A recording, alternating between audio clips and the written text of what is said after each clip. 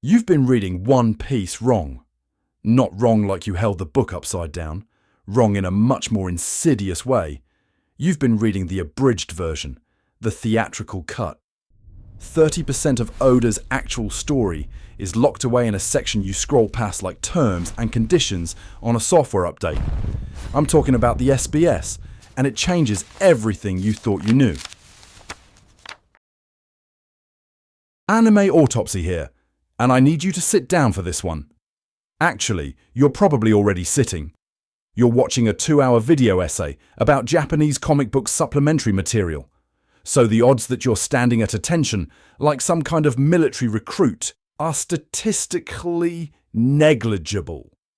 But metaphorically, I need you to sit down, because what I'm about to tell you is going to restructure your entire relationship with One Piece, and I refuse to be held responsible for any emotional damage sustained while standing. You've been reading One Piece wrong. Not wrong in the sense that you've been holding the book upside down or starting from volume 106 and working backwards like some kind of manga anarchist. No, you've been reading it wrong in a much more insidious way. You've been reading the abridged version, the theatrical cut, the version that fictional pirate creator man released into the wild while keeping approximately 30% of his actual story locked away in a section of the manga that most English-speaking fans treat like the terms and conditions on a software update. You scroll past it. You ignore it. You assume it's not for you. I'm talking about the SBS. For the uninitiated.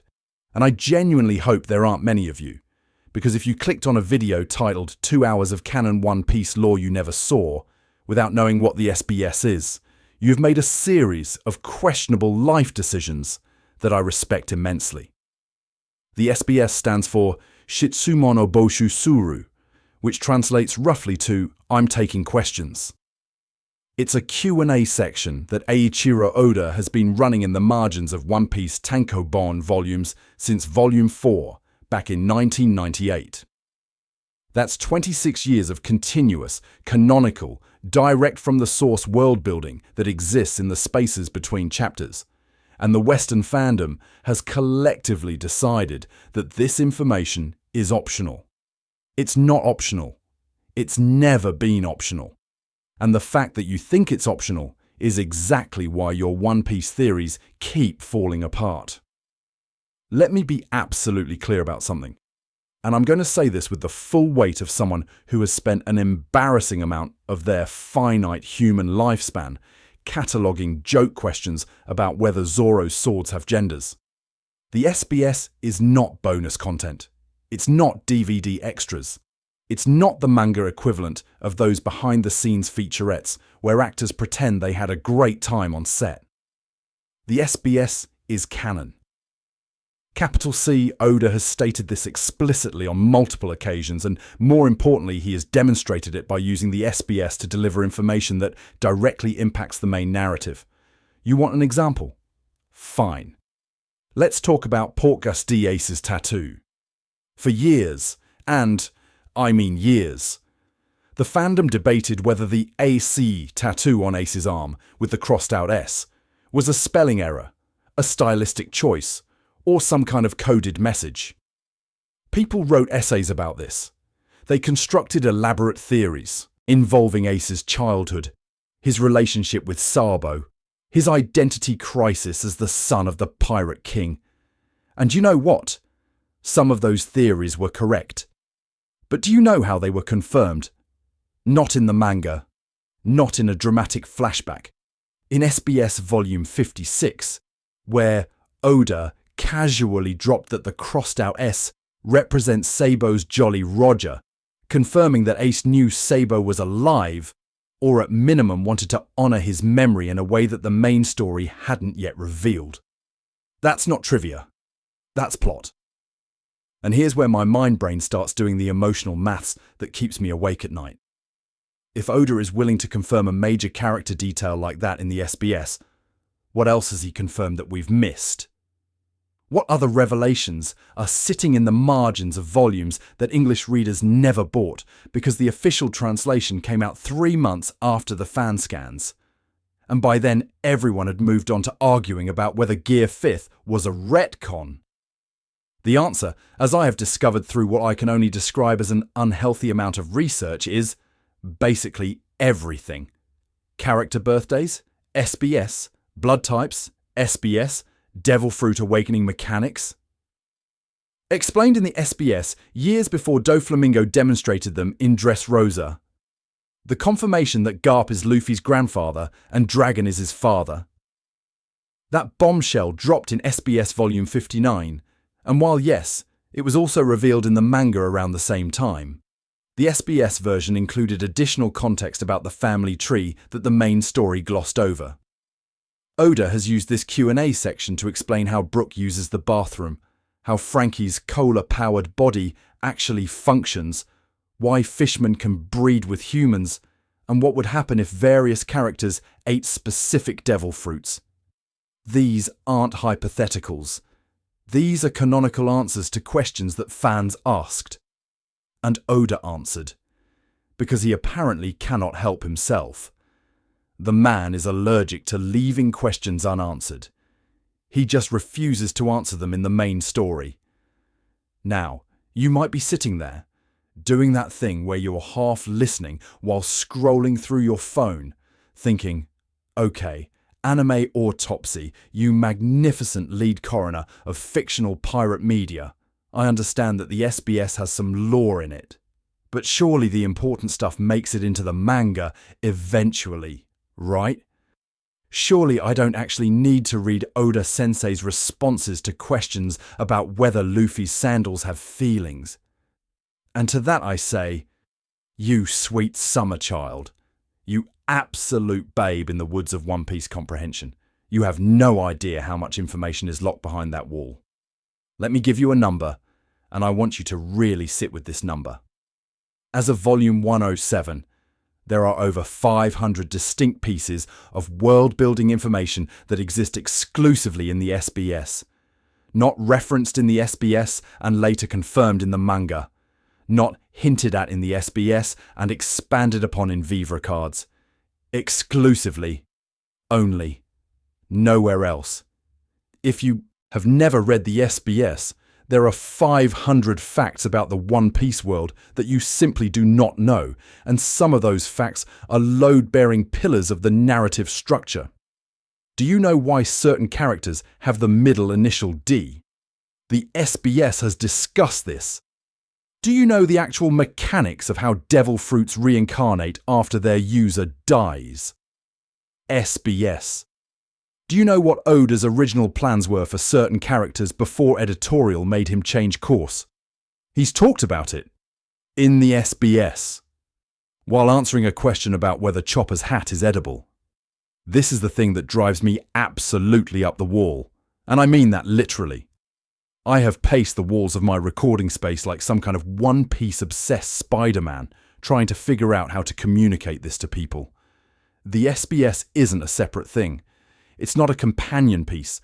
It's not expanded universe material that you can take or leave based on your personal preferences. The SBS is part of the manga. It's published in the same volumes, by the same author, with the same canonical weight. Oda doesn't write the SBS as a fun diversion from his real work. He writes it as an extension of his real work, a place where he can be more direct, more detailed, and occasionally more unhinged than the constraints of weekly serialization allow. And yet, when you go on Reddit, when you go on Twitter, when you enter any One Piece discussion space in the English-speaking internet, you will find people arguing about topics that the SBS resolved years ago. You will find theories that directly contradict information Oda has explicitly provided. You will find fans who have read every chapter, watched every episode, consumed every piece of One Piece content they could get their hands on, and they still don't know basic facts about the world because those facts were delivered in a Q&A section that they assumed was skippable. This video is my attempt to fix that. Over the next 2 hours, Give or take the amount of time it takes me to go on tangents about Oda's apparent obsession with drawing characters' parents, I am going to walk you through the most important, most overlooked, and most story-critical information that exists in the SBS. We're going to talk about devil fruit rules that explain apparent plot holes. We're going to talk about character details that recontextualize entire arcs. We're going to talk about timeline information that makes the Void Century significantly less void.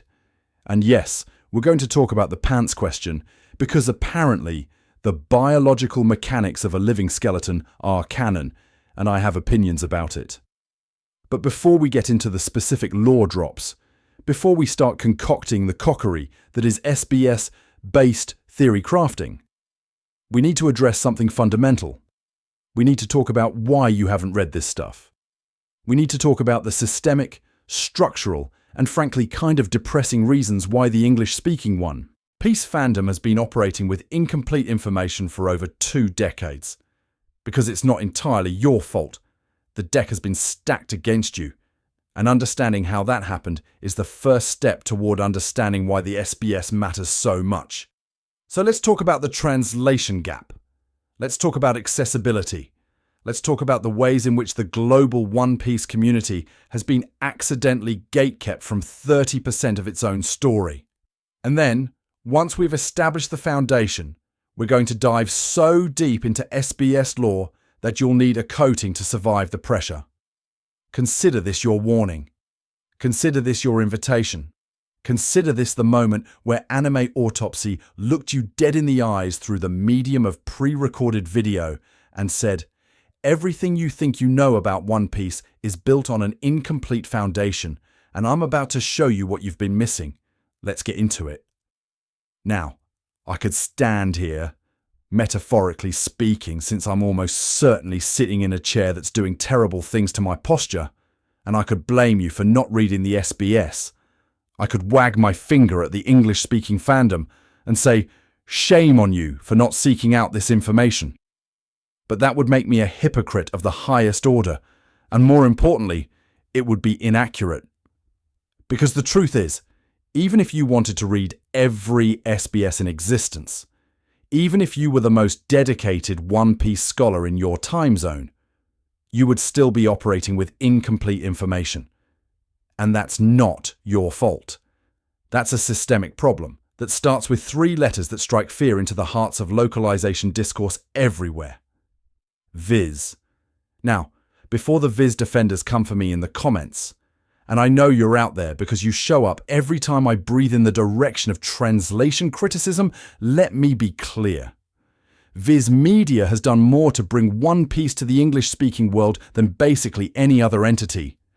Stephen Paul, the current translator for the One Piece manga, is genuinely excellent at his job. The man has been translating this series since 2009, and his work on capturing Oda's voice, particularly the regional dialects and character-specific speech patterns, is legitimately impressive. I am not here to do a hit piece on Viz. I am here to explain why even the best official translation cannot fully capture what the SBS is doing, and why that gap has created a fandom-wide blind spot. The first problem is structural. Viz releases the English volumes of One Piece on a delay. This delay has varied over the years. Sometimes it's a few months behind Japan. Sometimes it's been significantly longer. But the point is that by the time an English volume hits shelves, the Japanese fandom has already digested that SBS content, discussed it, theorized about it, and integrated it into their understanding of the story. The English fandom, meanwhile, is either reading fan translations of varying quality or waiting for the official release. And here's the thing about fan translations of SBS content. They're inconsistent. Some translators prioritize the SBS, others skip it entirely, and the ones who do translate it often lack the cultural context to explain why certain answers matter. Let me give you a concrete example, and I'm going to get into the weeds here, because that's where the devil lives, and also where Oda hides his best world building. In Japanese culture, blood types are associated with personality traits. This is not a fringe belief. This is mainstream. It's like astrology, but with actual biological markers. And it's so pervasive that Japanese media routinely includes character blood types as a form of shorthand characterization. When Oda reveals in the SBS that Luffy is blood type F, that Zoro is blood type XF, that these fictional blood types map onto a system that Japanese readers intuitively understand, he's communicating something. He's telling Japanese readers about these characters' personalities, their compatibilities, their narrative roles, using a code that's as natural to them as zodiac signs are to Western audiences. English translations include this information. They'll tell you, Luffy's blood type is F, but they don't, and largely can't explain what that means. The cultural context evaporates in translation. You're given data without the decoder ring. And so English readers look at character blood types and think, that's a weird detail, instead of understanding that Oda just told them something significant about how that character thinks and feels and relates to others. This happens constantly. It happens with wordplay that doesn't survive the journey from Japanese to English. It happens with references to Japanese history, Japanese television, Japanese memes that existed in 2003 and have long since faded from cultural memory. It happens with puns, and oh boy does Oda love his puns. The man names characters after food, after historical figures, after obscure nautical terms, and those names mean something in Japanese. They're jokes, or references, or subtle hints about the character's role in the story. In English, they're just names. Trafalgar Law is just a guy named Law. In Japanese, his full name is a reference to 2 historical naval battles, and that's before you get into the whole water law pun that Oda has explicitly discussed in the SBS. The second problem is editorial, and this is where things get a little more conspiratorial, though I want to be clear that I'm not accusing anyone of malicious intent. Viz is a company. Companies have standards and practices. The SBS, being a Q&A section, often contains content that is, shall we say, more relaxed than the main manga. Oda makes jokes about bodily functions. He responds to clearly inappropriate questions with clearly inappropriate answers. He draws little sketches that would make a Shonen Jump editor clutch their pearls, and some of that content gets softened, altered, or occasionally removed in the English release. I'm not talking about major lore being cut. The important stuff makes it through. But the texture of the SBS, the sense that you're reading an unfiltered conversation between Oda and his most dedicated fans, that gets sanded down. The English SBS feels more professional, more curated, more like a corporate FAQ, and less like a mangaka going feral in the margins of his own work.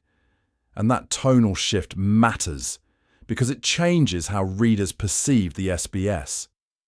Japanese readers understand that the SBS is where Oda lets his guard down. English readers see a slightly stiff Q&A section and assume it's not worth their time. The third problem, and this is the big one, is accessibility. For years, the only way to read the SBS in English was to buy the physical volumes, not the digital releases, which initially didn't include the SBS at all. Not the Shonen Jump app, which gives you chapters, but not the volume extras. The physical books, which cost money and take up space. And, if you're trying to collect over 100 volumes of a manga series, represent a significant investment of both. This has improved. Digital volumes now include SBS content. The Shonen Jump Vault has more material available. But the damage was done during the formative years of the English-speaking One Piece fandom. The people who shaped the discourse, who created the wikis, who established the baseline understanding of One Piece lore in English language spaces, many of them didn't have consistent access to the SBS. They built their understanding of the series on the manga chapters alone, and that incomplete foundation has been passed down to subsequent generations of fans like some kind of informational original sin. And look, I get it. I understand why someone in 2008 wouldn't have bought every single One Piece volume just to read the SBS sections. That's an expensive ask. That's a space-consuming ask. That's asking someone to treat a weekly manga about a rubber pirate like it's a sacred text requiring complete collection. But here's the thing that makes me want to pull my hair out. It kind of is a sacred text requiring complete collection. Or at least, Oda writes it like it is. He writes the SBS with the assumption that his readers are paying attention, that they're catching the references, that they're building a cumulative understanding of his world across hundreds of volumes. And English readers, through no fault of their own, have been unable to meet that assumption. So when I tell you that you've been reading One Piece wrong, I'm not blaming you. I'm describing a structural failure in how this series has been brought to the global audience. You were given an incomplete text and told it was complete. You were handed a jigsaw puzzle with 30% of the pieces still in the box, and nobody mentioned that the box existed. The SBS is sitting right there, in the margins, waiting to be read, and an entire generation of fans walked past it because the systems that brought One Piece to the West treated it as supplementary when it's anything but. This is why I'm making this video. This is why we're going to spend 2 hours going through SBS content that should have been common knowledge years ago, because fictional pirate creator man built a world, and he told us how it works, and we just weren't listening. But we're going to listen now. There's a question that Oda received in SBS Volume 54 that perfectly encapsulates everything I'm trying to communicate in this video. And I need you to understand that I'm not making this up. A fan wrote in and asked, completely seriously, whether Brook poops. That's the question. That's what someone took the time to write down, put in an envelope, mail to Shueisha, and submit for potential publication in a major manga series. Does the skeleton man produce fecal matter? And you know what Oda did? He answered it. In detail. He explained that Brook does indeed eat and drink, that the nutrients are absorbed through his bones somehow, and that yes, he does excrete waste, though Oda admitted he wasn't entirely sure how that worked anatomically. Now, your first instinct might be to laugh at this. Your second instinct might be to question why I'm bringing up skeleton defecation in what I promised would be an informative lore video. But your third instinct, if you've been paying attention to the thesis I've been building, should be to recognize that this is actually important. Because Oda didn't have to answer that question. He could have made a joke and moved on. He could have said, "It's a manga, don't worry about it." Instead, he engaged with the biological implications of a devil fruit that reanimates a skeleton. And in doing so, he established that the revive fruit doesn't just bring you back as a ghost puppeting bones. It creates a functional, if unconventional, living system. Brook's body works. It processes input. It produces output. The soul is literally animating biological functions in dead matter. That's not a gag answer. That's world building disguised as a gag answer.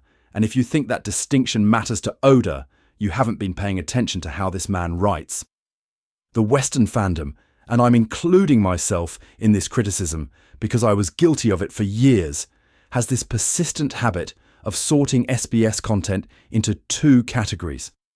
There's the real information, the stuff about devil fruits and character relationships and timeline details. And then there's the joke information, the stuff about bathroom habits and underwear colours and what characters would look like as the opposite gender. We treat these as fundamentally different types of content. We cite the former in our theories and dismiss the latter as Oda being silly. And this binary is completely false. It's a framework we invented because we're uncomfortable with the idea that a story can be simultaneously serious and absurd, and it's causing us to miss critical information. Let me give you another example, and this one's going to require me to talk about Frankie's body, which is a sentence I never thought I'd say with such gravity. In SBS Volume 56, a reader asked how Frankie's cola-powered system actually functions. This is a fair question. The man runs on carbonated beverages. He has refrigerators built into his torso. He can shoot lasers after the time skip. How does any of this work? And Oda, rather than waving it away with cyborg stuff, don't worry about it, provided a detailed explanation of Frankie's internal mechanics. The cola isn't just fuel. It's converted into a form of energy that powers his various systems, stored in specialized compartments, and regulated through mechanisms that Frankie himself designed. His body is a machine, yes, but it's a machine with internal logic, with rules, with limitations that actually matter for the story. When Frankie runs out of cola, he weakens. That's not just a gag about him needing his favorite drink. That's an established system with narrative stakes. When he upgrades himself during the time skip, those upgrades have to work within the framework Oda established in the SBS. The joke answer became the canonical operating system for one of the main characters, and if you didn't read the SBS, you'd think Frankie's cola dependence was just a running bit rather than a genuine vulnerability. This pattern repeats across hundreds of SBS entries. Someone asks a stupid question. Oda gives what appears to be a stupid answer. But buried in that stupid answer is actual information about how the One Piece world functions, and Oda treats that information as binding. He doesn't contradict his SBS answers in the main manga. He builds on them. He references them. He assumes his readers remember them. The gags aren't separate from the canon. The gags are the canon, delivered in a format that lets Oda be more creative and direct than the constraints of weekly serialization typically allow. Consider the gender swap drawings. Across multiple SBS entries, Oda has drawn characters as they would appear if they were the opposite sex. Luffy as a woman, Nami as a man. Various villains and side characters reimagined through this lens. For years, fans treated these as fun little sketches, the kind of thing you'd see in a fan art collection. Just Oda having fun with his characters.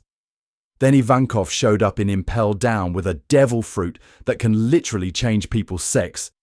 And suddenly those SBS drawings weren't hypotheticals anymore. They were demonstrations of what Ivankov's power would do to specific characters. Oda had been showing us the effects of a devil fruit years before that fruit appeared in the story, and we thought he was just doing silly sketches. The what-if questions follow the same pattern. Fans ask what would happen if a certain character ate a certain devil fruit. Oda provides a drawing and an explanation. And then, years later, similar power combinations appear in the manga, operating exactly as Oda described in his hypothetical SBS answers. The man uses these joke questions as a testing ground for ideas he later implements. The line between Oda having fun with fan suggestions and Oda outlining future plot developments is functionally non-existent. This brings me to what I consider the most important philosophical point of this section, and I need you to really internalize this if you're going to get anything out of the next 90 minutes. Eiichiro Oda does not distinguish between serious and silly. That binary exists in our heads, not in his. One Piece is a story where a rubber man punches a god in the face to ring a giant bell.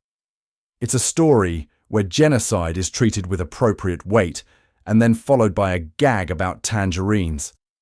It's a story that makes you cry about a ship and then immediately introduces a character whose entire personality is being a skeleton who makes bone puns. Oda writes this way because he genuinely believes that comedy and tragedy are not opposites. They're dance partners. They enhance each other. And he applies this philosophy to the SBS with the same commitment he applies it to the main manga. When Oda answers a question about Zoro's least favourite food, he's not taking a break from world building. He's adding another tile to the mosaic. When he explains that Sanji's eyebrows curl in a specific direction for a specific reason, that's not trivia. That's character design with intention.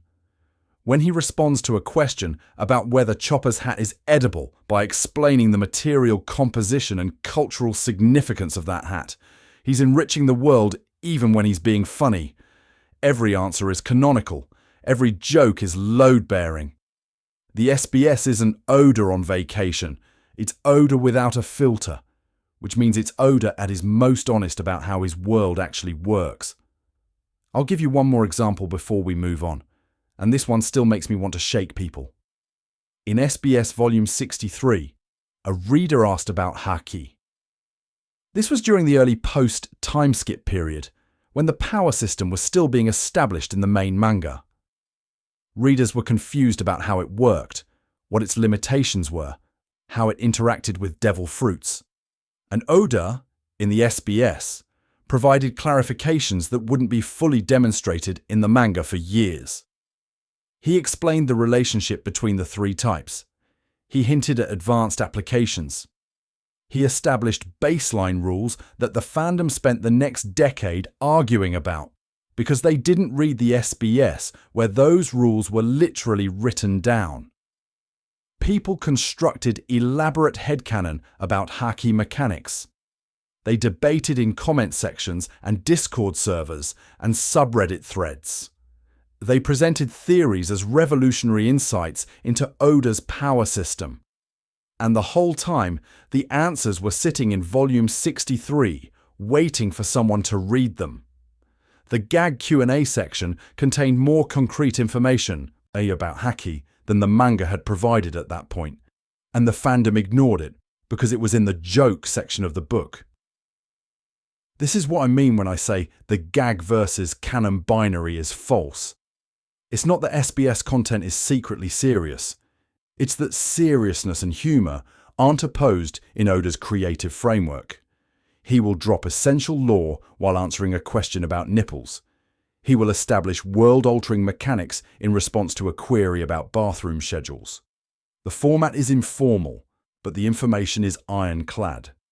And until the English-speaking fandom accepts this, until we start treating SBS content with the same analytical attention we give to chapter panels, we're going to keep missing things. We're going to keep building theories on incomplete foundations. We're going to keep being surprised by reveals that Oda telegraphed years in advance to anyone who was actually paying attention. So let's start paying attention. Let me paint you a picture of what it was like to be a One Piece fan in the English-speaking world circa 2006. I'm choosing this year specifically because it represents a kind of inflection point, a moment when the series was gaining serious traction internationally, but the infrastructure for accessing it was still held together with duct tape and good intentions. You're a fan, you've discovered this wild manga about pirates, maybe through the 4Kids dub, which we will not be discussing because I don't have the emotional bandwidth to relitigate that particular war crime against localization. You want more. You want to understand this world that's captured your imagination. You want to go deeper. What are your options? Option 1. You buy the Viz volumes. They're releasing, but they're behind. Significantly behind. We're talking a gap of sometimes 2 years between the Japanese release and the English release. 2 years in which the Japanese fandom has read, processed, discussed, and integrated the SBS content from those volumes while you're sitting there with your volume 12 like some kind of informational peasant. And even if you're buying the volumes as they release, you're getting them in chunks. 3 volumes at a time if you're lucky. The SBS information arrives piecemeal, disconnected from the chapter discussions that would give it context, and by the time you read Oda's answer to a question about Alabasta, the fandom has long since moved on to debating Water 7. Option 2. You read fan translations online. This is the path most people took, let's be honest. Scanlation groups were pumping out chapter translations within days of the Japanese release, and that speed was intoxicating. You could keep up with the story in near real time. You could participate in discussions as they happened. You could be part of the global conversation. But here's the thing about those fan translations. They almost never included the SBS. The scanlation groups were focused on getting chapters out fast. The SBS was bonus, material, extra pages that took extra time to translate, and most groups simply skipped it. You were getting the main course, but missing all the side dishes, and nobody told you the side dishes contained half the nutritional value. Option 3. You learn Japanese. This is obviously not a realistic option for most people, but I mention it because it highlights the fundamental inequity at play. Japanese readers got the complete One Piece experience by default. They bought their volumes, read their chapters, flipped to the SBS, absorbed the information, and moved on. It was seamless. It was integrated. The SBS wasn't a separate thing they had to seek out. It was just part of reading One Piece. English readers, meanwhile, had to actively work to access the same information, assuming they even knew it existed in the first place. This accessibility gap created what I can only describe as a two-tier fandom.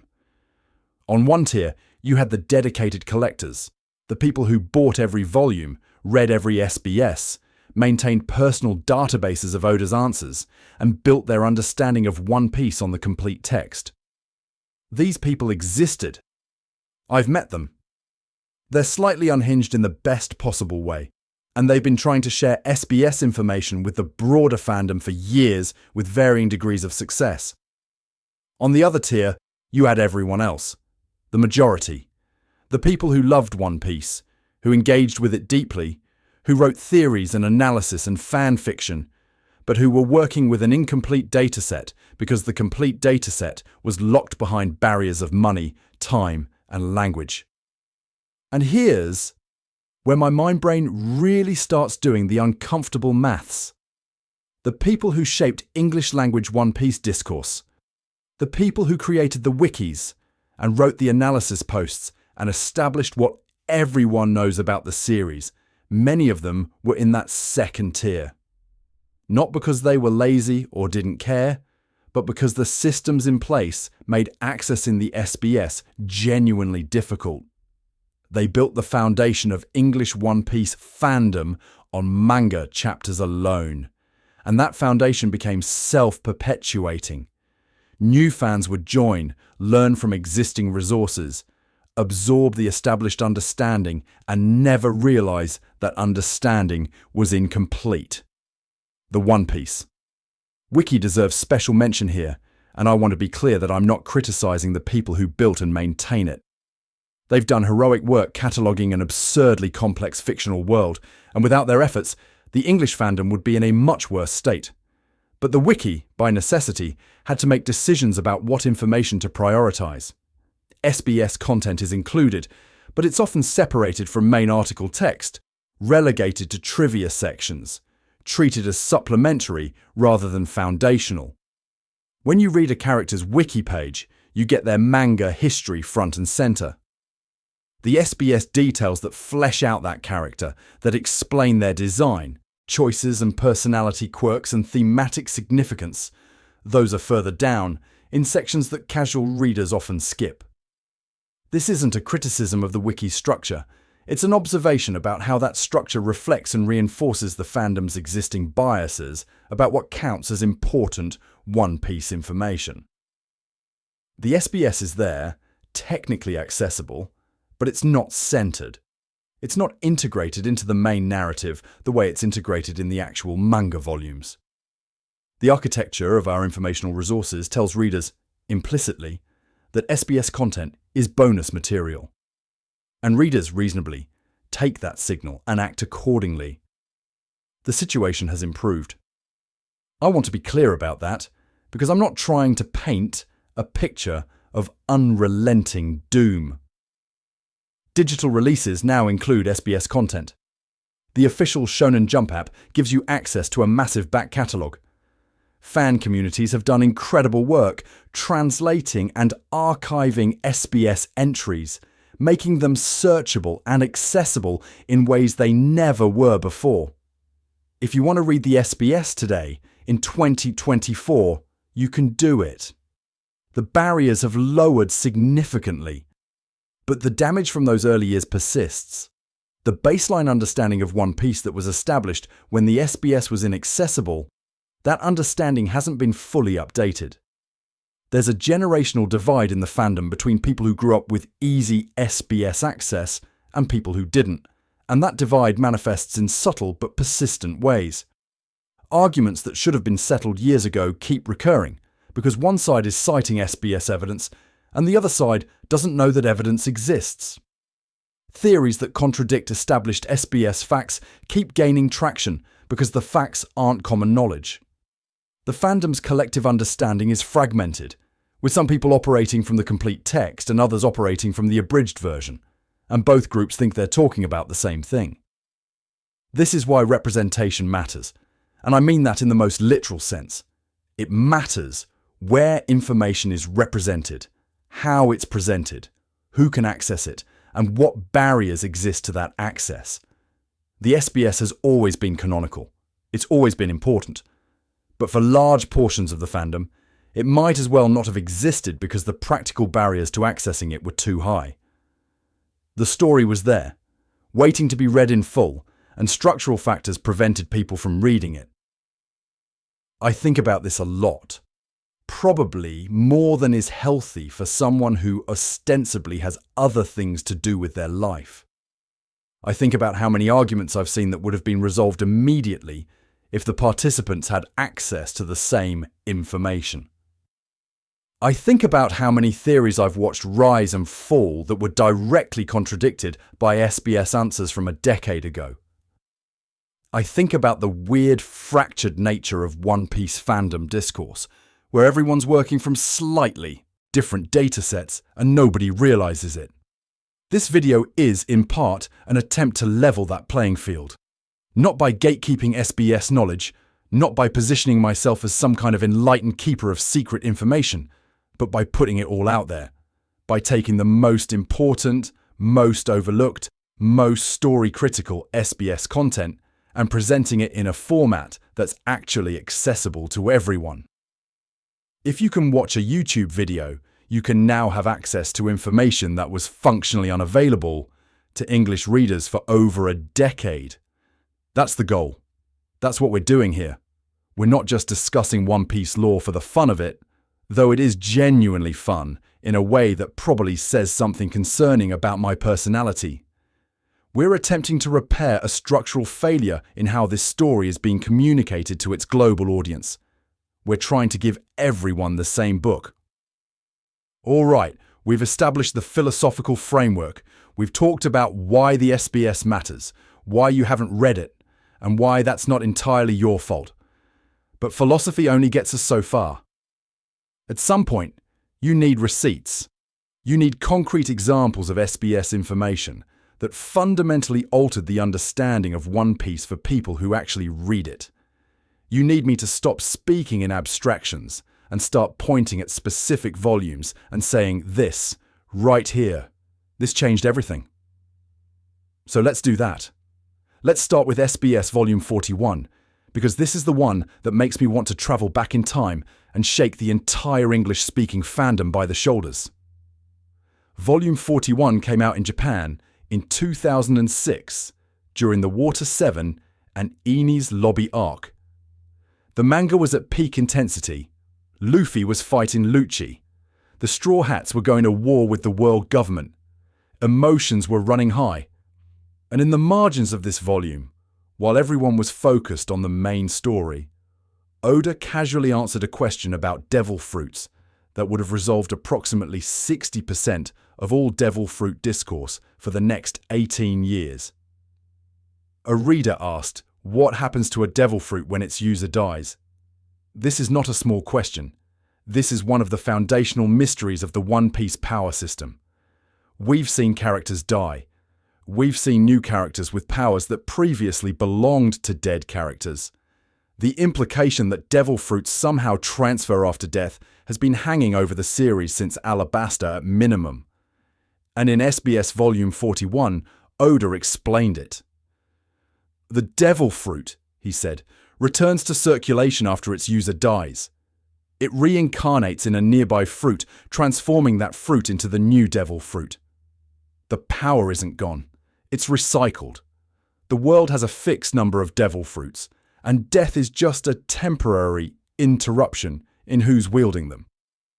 This answer has massive implications. It explains how Blackbeard could have been hunting specific devil fruits. It explains the world government's apparent interest in certain powers. It establishes that devil fruits are a finite resource, that there's a ceiling on how many fruit users can exist at any given time, that the powers themselves have a kind of immortality even as their users don't. This is load-bearing world building. This is the kind of information that should be front and center in every discussion of how devil fruits work. And yet, for years after this SBS came out, I watched people debate whether devil fruits respawned or were one-time powers. I watched theories proliferate that directly contradicted what Oda had already explained. I watched the Punk Hazard arc happen, where we see a devil fruit literally reincarnate into a nearby apple, and people acted like this was a shocking new revelation instead of confirmation of something Oda had told us 8 years earlier. The fandom treated the manga scene as the establishment of a rule that had already been established in the SBS. We were surprised by information we already had because we didn't know we had it. This pattern, the SBS establishing rules that the manga later demonstrates, happens constantly. It's almost like Oda uses the SBS as a kind of advance warning system, seeding information into the record before he's ready to deploy it in the main story. Whether this is intentional planning or just Oda being unable to resist answering questions about his world, the effect is the same. The SBS contains the instruction manual. The manga shows you the machine in action. Reading only the manga means you're trying to operate complex machinery without documentation. Let's talk about Garp's family tree, because this one really illustrates how SBS information can recontextualize everything you thought you knew about a character. SBS Volume 59 came out during the Marineford arc, arguably the most emotionally intense stretch of One Piece up to that point. Ace had just died. The fandom was reeling, and in the SBS for that volume, Oda provided a detailed breakdown of the monkey family lineage that confirmed, clarified, and expanded on things the manga had only hinted at. We knew Garp was Luffy's grandfather. The manga established that.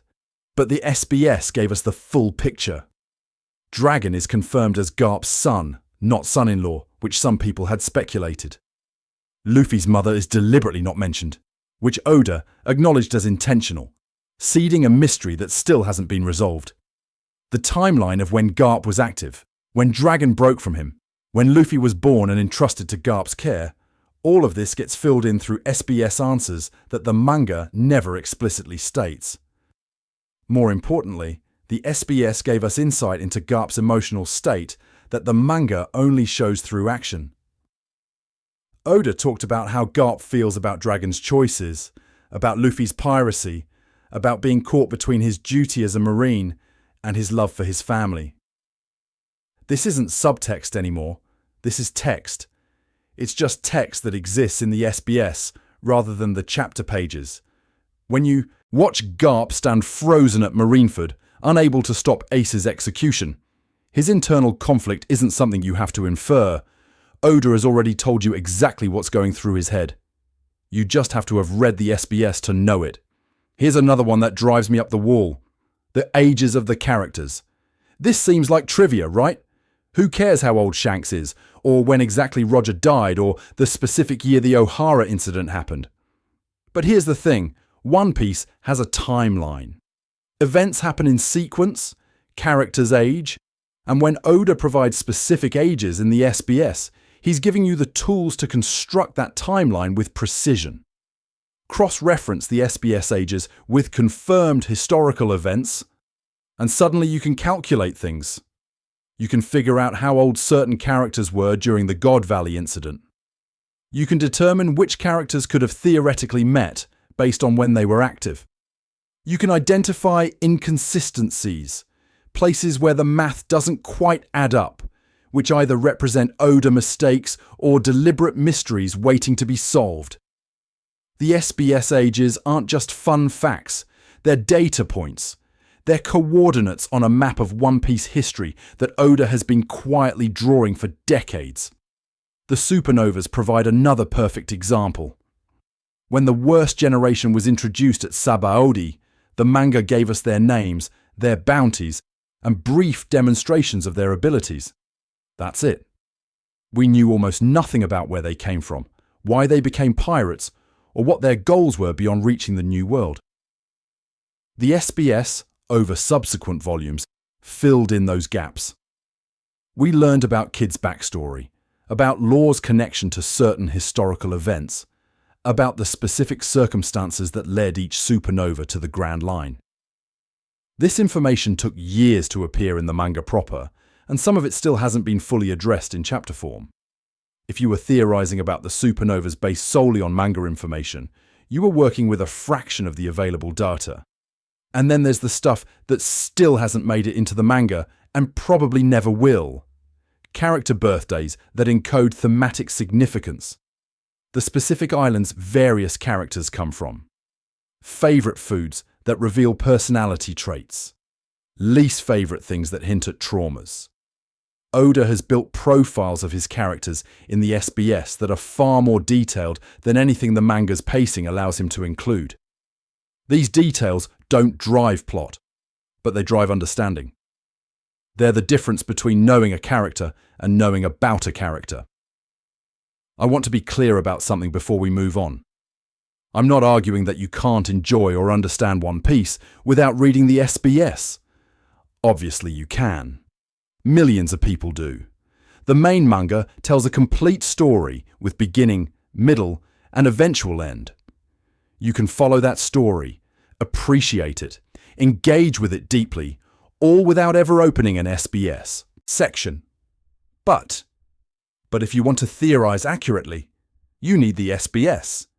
If you want to analyze Oda's craft, you need the SBS. If you want to participate in discussions about what's going to happen next, about what clues have been planted, about what the endgame might look like, you need to be working from the same information base as the people who've read every scrap of canonical material. And for too long, the English fandom hasn't been doing that.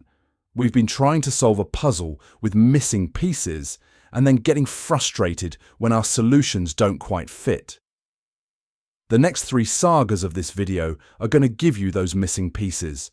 We're going to go deep into specific SBS revelations, category by category, examining what Oda has told us about devil fruits, about character histories, about world geography, about the timeline of events.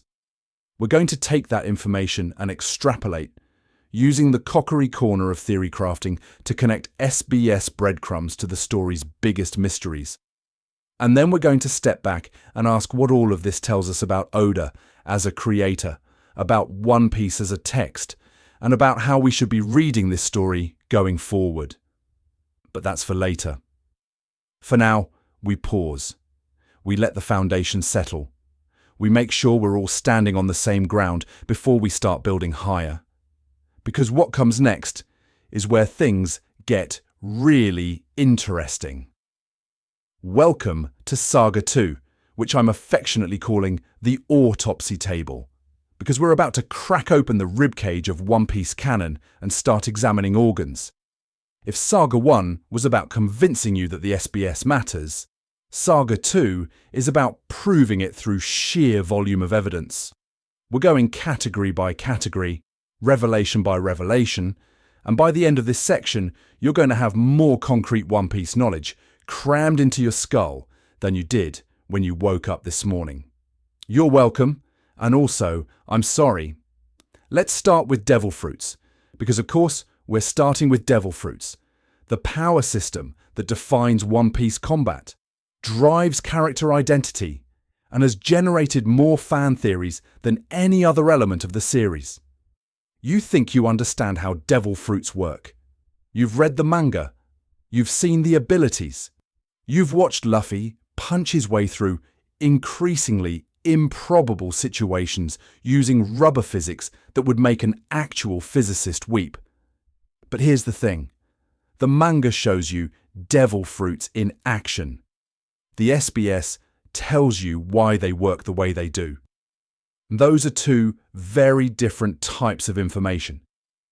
We already talked about fruit respawning in the previous saga, so I'm not going to relitigate that. What I want to focus on now is the deeper mechanical layer, the stuff that explains not just what happens, but how and why. And for that, we need to talk about SBS Volume 48, which came out during Thriller Bark and contains one of the most underappreciated pieces of devil fruit world building in the entire series. A reader asked Oda about the nature of devil fruits themselves. Not the powers, but the fruits. What are they? Where do they come from? Why do they exist? And Oda, while not giving a complete answer because fictional pirate creator man loves his mysteries, provided enough information to construct a framework. Devil fruits, he explained, are born from the sea itself in some manner. They're connected to the ocean fundamentally, which is why the ocean rejects those who eat them. The weakness to seawater isn't arbitrary. It's thematic. The powers come from the sea, and the sea takes something back in exchange. This reframes everything about the devil fruit curse. It's not just a balancing mechanic to prevent fruit users from being too powerful. It's a cosmic transaction. You're taking something from the ocean's domain, and the ocean ensures you can never fully escape its reach. Every devil fruit user is in debt to the sea, and that debt manifests as the inability to swim, the weakness to sea stone, the vulnerability that turns the world's most powerful combatants into helpless, drowning victims if they fall overboard. The SBS also clarified something about devil fruit classification that the manga has always been fuzzy on. We know the three main categories: Paramecia, Zoan, and Logia. But the boundaries between these categories, particularly between Paramecia and the others, have never been clean. Some Paramecia fruits seem like they should be Logia. Some effects overlap. The system feels inconsistent if you're just watching it operate in the manga. But Oda has explained, across multiple SBS entries, that the classification is based on the fundamental nature of the power, not its practical application. Logia fruits transform the user's body into an element or force of nature. Zoan fruits give the user the ability to transform into another creature.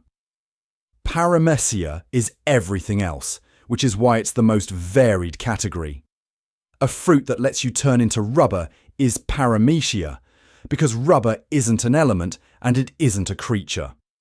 A fruit that lets you create and control strings is Paramecia for the same reason. The categories aren't about what you can do with the power. They're about what the power fundamentally is. This distinction matters when you start thinking about awakening, which we absolutely are going to talk about. SBS Volume 77 dropped during Dressrosa, and it contains what I consider to be one of the most consequential SBS answers in the entire series. A reader asked about Doflamingo's awakened devil fruit abilities, specifically how he was able to turn the environment into strings. And Oda explained, in more detail than the manga provided, what awakening actually means for each fruit category. For Paramecia users, awakening extends the power beyond the user's body and into the environment. Doflamingo can turn buildings and streets into strings because his awakening lets his ability affect external objects. This is why awakened, Paramecia users seem so much more powerful than their pre-awakening selves. It's not just a power boost, it's a fundamental expansion of what the ability can do. But here's where it gets interesting. Oda also mentioned, somewhat offhandedly, that Zoan awakenings work differently. For Zoan users, awakening enhances the physical transformation itself. Greater strength, faster recovery, more complete integration of the animal characteristics. The environment manipulation isn't part of it. Zoan awakening is internal, where Paramecia awakening is external. This answer came out in 2015. Do you understand what that means? It means that when Luffy awakened in Wano, when Gear 5th happened, and the fandom lost its collective mind trying to figure out what was going on. The foundational explanation for how it could work had been sitting in SBS Volume 77 for 7 years. Oda had already told us that Zoan awakenings enhance physical transformation and recovery. He'd already established that different fruit categories awaken differently. The pieces were there. We just didn't assemble them because we weren't paying attention to where Oda was leaving his notes. SBS Volume 98 goes even further, specifically addressing mythical Zoan fruits. These are the rarest devil fruit subtype, rarer than Logia according to Oda's own statements, and they operate under slightly different rules than standard Zoans. Mythical Zoans don't just give you an animal transformation, they give you the mythological abilities associated with that creature. Marco doesn't just turn into a phoenix. He gets the phoenix's regenerative flames. Kaido doesn't just become a dragon. He gets the elemental powers dragons are mythologically associated with. This is crucial context for understanding Luffy's fruit. The Hito Hito no Mi model. Nika isn't just a rubber transformation. It's a mythical Zoan that comes with a mythological baggage of whatever Nika actually is. The cartoonish physics, the reality warping, the ability to affect the environment in ways that seem more paramecia than Zoan, all of that makes more sense when you understand that mythical Zoans get bonus abilities based on their mythological template. Oda established this rule in the SBS long before we needed it to understand Gear 5th. The man was building a framework, panel by panel in the manga, question by question in the SBS. He was laying out the rules of his world with enough specificity that attentive readers could predict where things were going. And when those predictions seemed outlandish, when people said, "There's no way Luffy's fruit is secretly something else," or "Awakening can't work like that," they were arguing against information that already existed in the canonical record. I cannot stress this enough. The SBS is not where Oda hides Easter eggs. It's where he hides the instruction manual. The main manga is a demonstration. The SBS is the documentation. You can watch someone use a machine without documentation and probably figure out the basics through observation. But if you want to understand why the machine works, why it was designed this way, what it's actually capable of, you need to read the manual. The SBS is the manual. It's always been the manual. And for 26 years, a significant portion of the fandom has been trying to operate One Piece's power system through observation alone, while the documentation gathered dust in the margins. We're not going to make that mistake anymore. Now, we're going to talk about something that sounds like trivia, but absolutely is not. And I need you to approach this with an open mind, because I'm about to explain a cultural framework that most Western audiences have never encountered. We're talking about character birthdays and blood types, two categories of information that Oda has been religiously documenting in the SBS since the early volumes. And I can already sense some of you reaching for the skip button, thinking, who cares when Zoro was born? This isn't lore. This is filler content for character encyclopedias.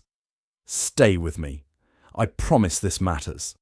In Japan, blood types are associated with personality traits. This is not a fringe belief. This is not the equivalent of Western astrology, which most people treat as entertainment at best and nonsense at worst. Blood type personality theory is genuinely mainstream in Japanese culture. It's used in dating profiles. It comes up in job interviews. Manga and anime routinely establish character blood types as a form of shorthand characterization, because Japanese audiences understand intuitively what each blood type signifies. When Oda tells you a character's blood type in the SBS, he's not giving you a random biological detail. He's telling you who that character is. Let me break down the system, because you need this decoder ring. Type blood is associated with earnest, responsible, patient personalities. These are the rule followers, the people who think before they act, the characters who take their responsibilities seriously. Type B is the opposite end of the spectrum.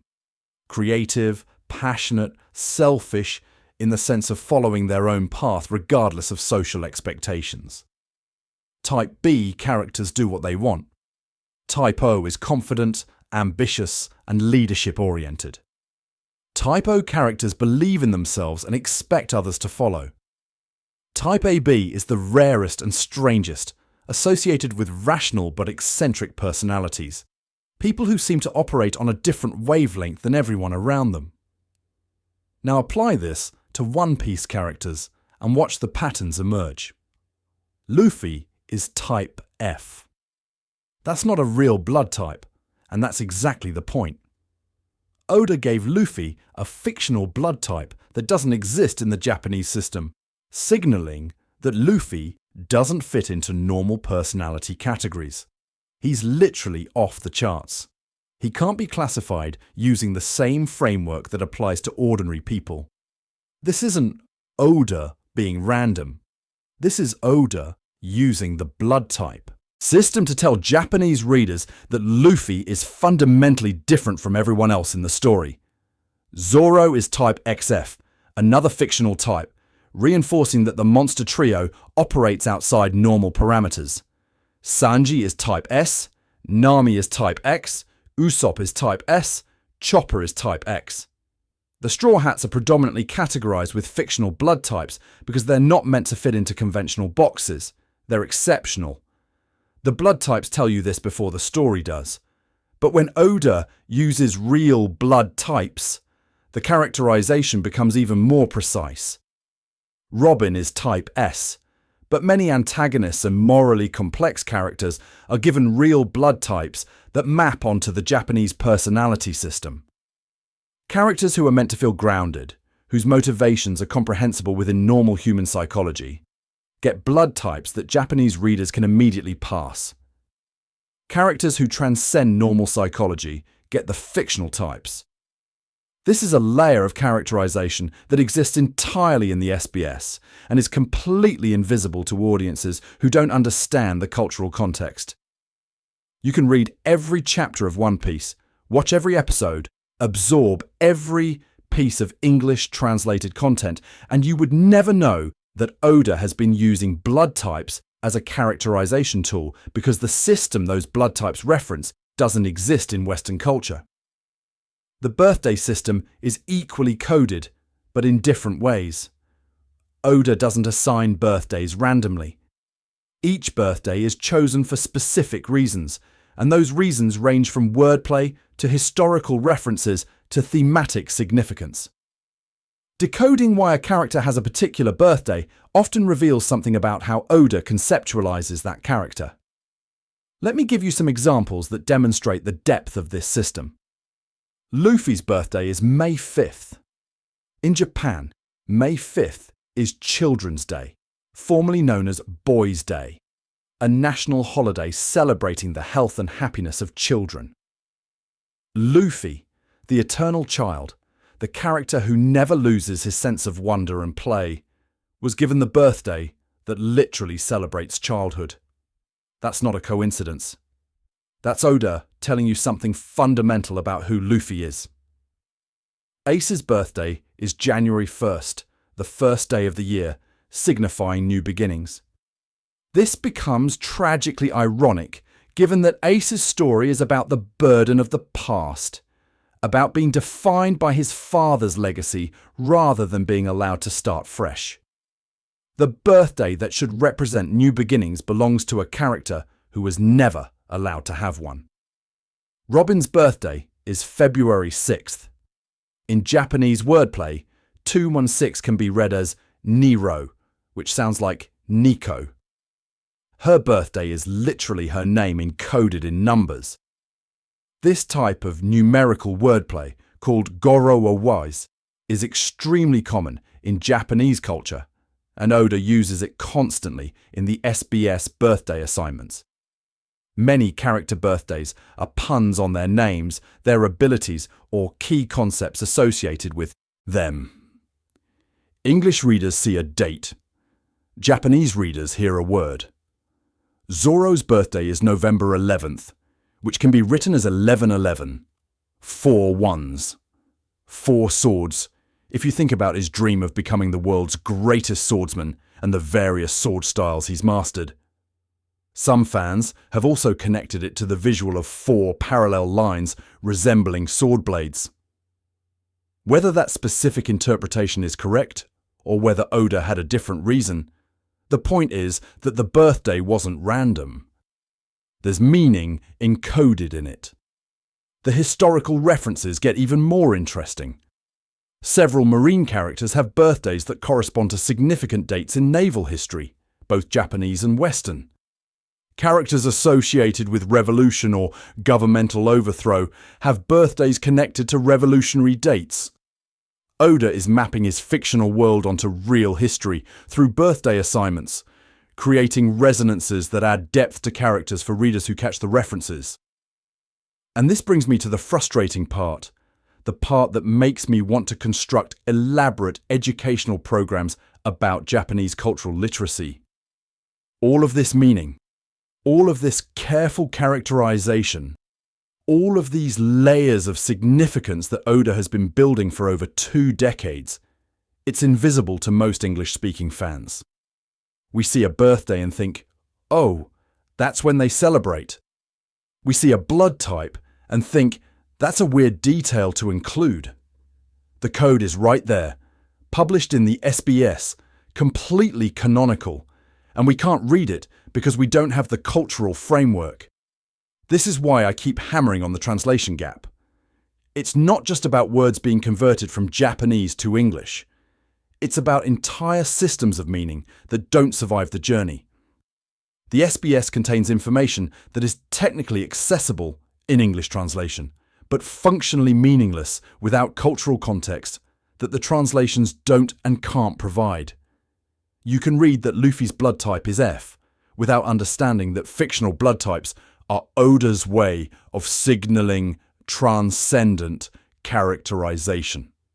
You can read that Robin's birthday is February 6th without hearing the Nico pun embedded in the numbers. The SBS is giving you the data. But data without interpretation is just noise. And interpretation requires context that the English-speaking fandom has largely been operating without. So consider this section your crash course. Consider this the cultural context you needed, but never received.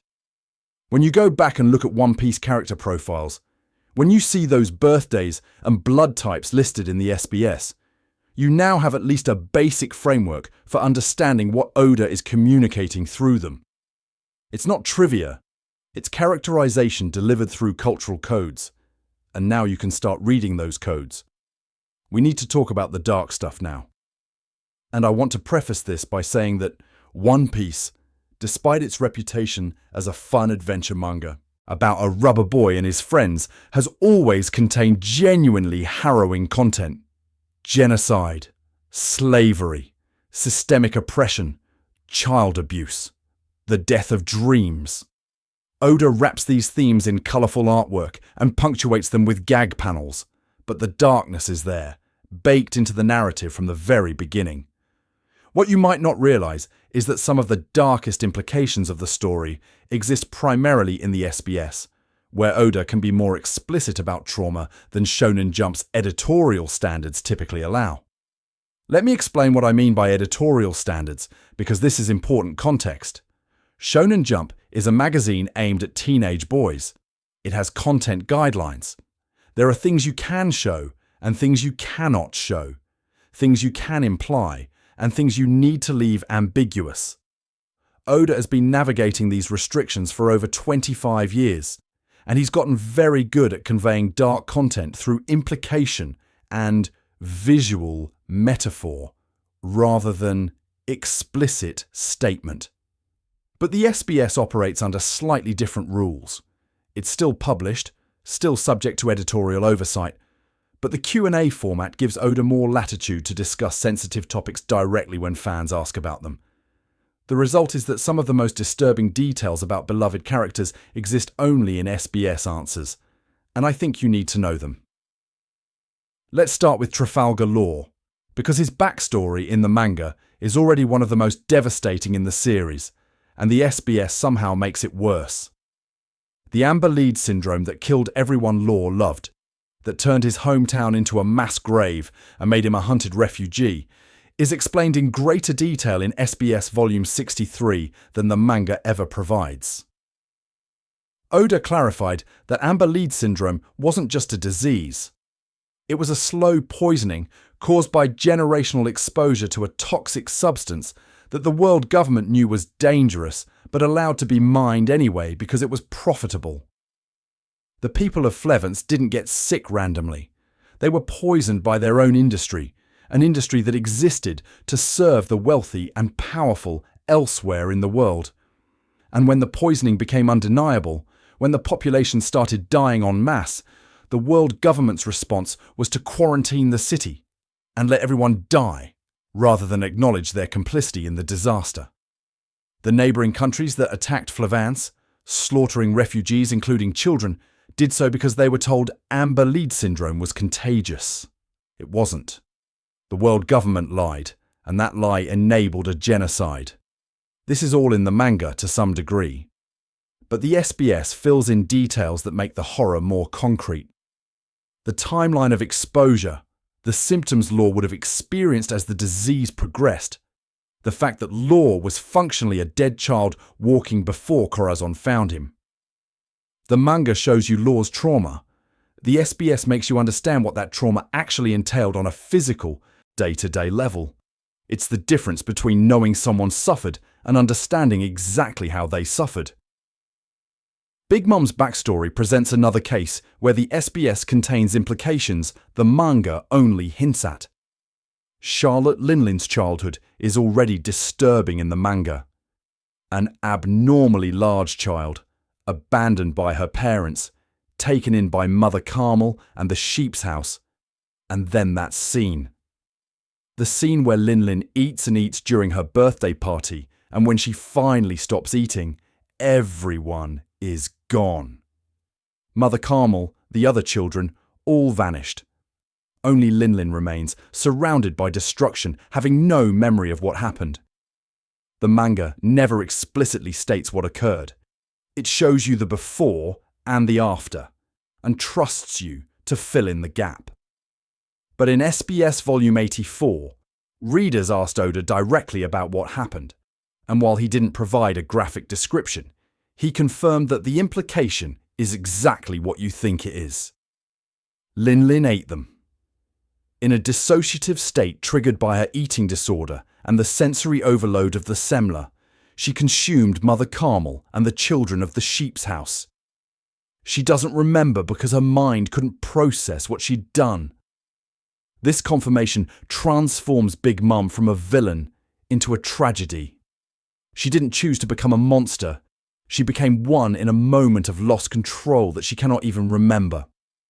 Every subsequent atrocity she commits is built on a foundation of trauma she's never been able to confront because she doesn't know it exists.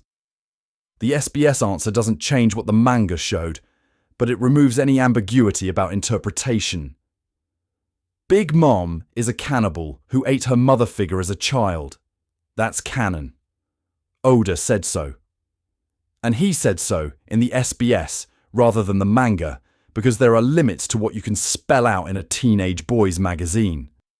Then there's Sanji, and this is where Oda uses the SBS to add texture to trauma that the manga depicts but doesn't fully explore. The whole Cake Island arc revealed that Sanji's childhood was a nightmare. His father considered him a failure. His brothers bullied and abused him. He was locked in a dungeon and forced to wear an iron mask so the family could pretend he didn't exist. His mother died, and eventually he escaped. But the scars of that childhood defined everything about who he became. SBS Volume 87, which came out during the whole Cake Island arc, provided additional details that make Sanji's childhood even more heartbreaking. Oda discussed the specifics of Sanji's isolation, how long he was kept in the dungeon, what his daily existence was like during that period. He talked about the psychological effects of that kind of treatment on a child, how it shaped Sanji's desperate need to feed people, his inability to turn away anyone who's hungry, his fundamental belief that everyone deserves to eat regardless of who they are. Sanji's entire personality, his generosity and his weakness for women, and his absolute refusal to let anyone starve is explicitly framed in the SBS as a trauma response. He was denied food, denied love, denied the basic acknowledgement that he was a person worth caring about. And he responded by becoming someone who would never let anyone else feel that way. It's beautiful, and it's broken, and it's all there in the SBS, spelled out in a way the manga's pacing doesn't allow. I want to be careful here, because I'm not trying to turn this into misery tourism. I'm not cataloguing character trauma for the sake of wallowing in it. The point is that these SBS details matter for understanding who these characters are and why they act the way they do. Law's ruthlessness and his obsession with taking down Doflamingo, and by extension, the systems that enabled his suffering. That makes more sense when you understand exactly what was done to him and his people. Big Mum's instability, her food-triggered rages, her inability to form healthy relationships. That's rooted in trauma the SBS confirms rather than leaves ambiguous. Sanji's heroism, his specific kind of heroism centered on providing for others. That's a direct response to deprivation the SBS documents in detail. Oda uses the SBS to tell you things he can't put in the manga. Not won't. Can't. The editorial constraints of weekly serialization in a magazine for teenage boys create limitations on how explicitly trauma can be depicted and discussed. The SBS exists outside some of those constraints. It's where Oda can look a reader in the eye, metaphorically speaking, and say, yes, it's exactly as dark as you think it is, and here's specifically how. If you've only read the manga, you've seen these characters suffer, but you might not fully understand the contours of that suffering. The SBS provides the contours. It fills in the clinical details, the timelines, the psychological mechanisms. It transforms implications into confirmations. And once you have those confirmations, you can't unread them. You can't go back to viewing these characters without the additional weight of knowing exactly what they've been through. Big Mom isn't just a scary villain anymore. She's a cannibal who doesn't know she's a cannibal. Sanji isn't just a kind cook. He's a traumatized child desperately trying to prevent anyone else from experiencing what he experienced. Law isn't just a cool surgeon pirate. He's a walking reminder that the world government will sacrifice entire populations when it's convenient. That's what the SBS contains. That's what you've been missing. Let's talk about maps. Because One Piece is fundamentally a story about navigation, and yet the manga has given us precious little concrete information about what the world actually looks like. Think about that for a second. We're over 1,000 chapters into a series about sailing from island to island, about navigating impossible seas, about a protagonist whose dream requires reaching a specific geographical location, and we still don't have a complete canonical map of the world. The Red Line exists, the Grand Line exists, the Four Blues exist, but how they connect, where specific islands are located relative to each other, the actual geography of this planet, that information is scattered, incomplete, and sometimes contradictory. Unless you read the SBS. Oda has been drawing maps in the SBS for years.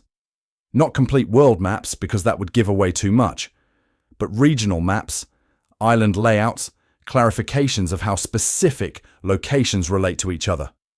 SBS Volume 65, which came out during the Fishman Island arc, included details about New World geography that help explain why navigating the second half of the Grand Line is so much more dangerous than the first.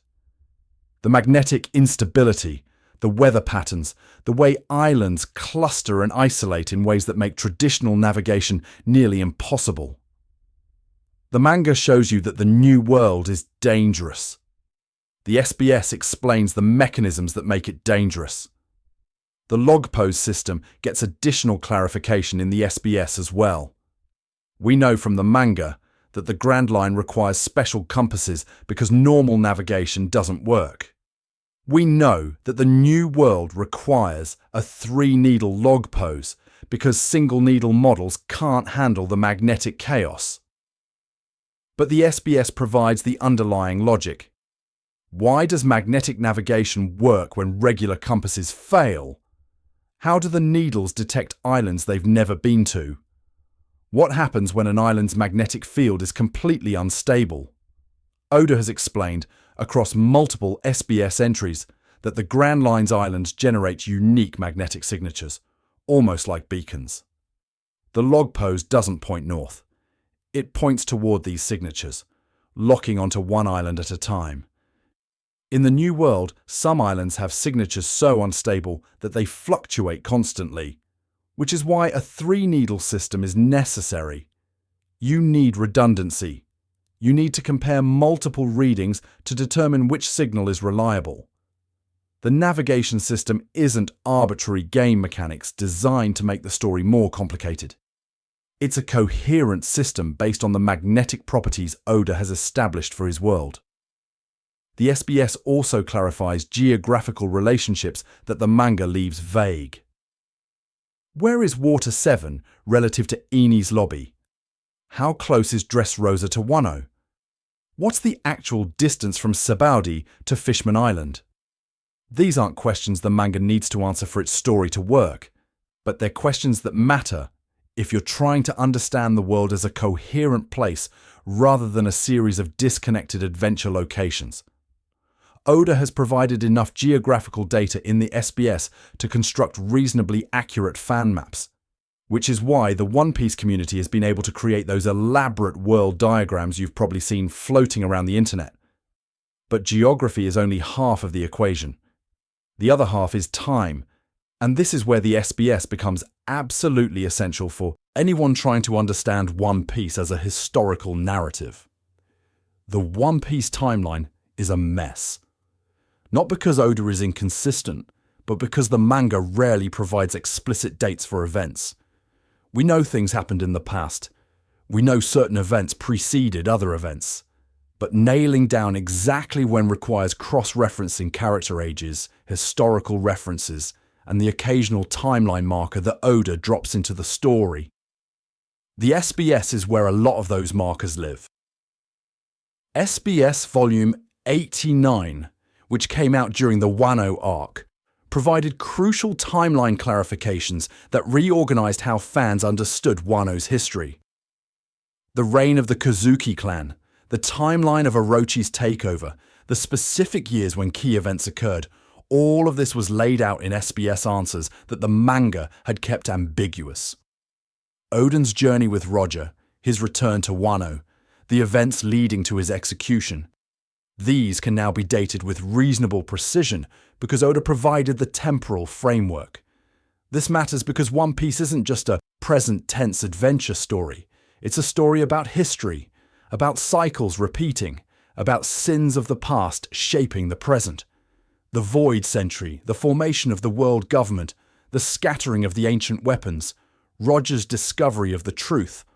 All of this is historical content that the manga reveals slowly through flashbacks and exposition.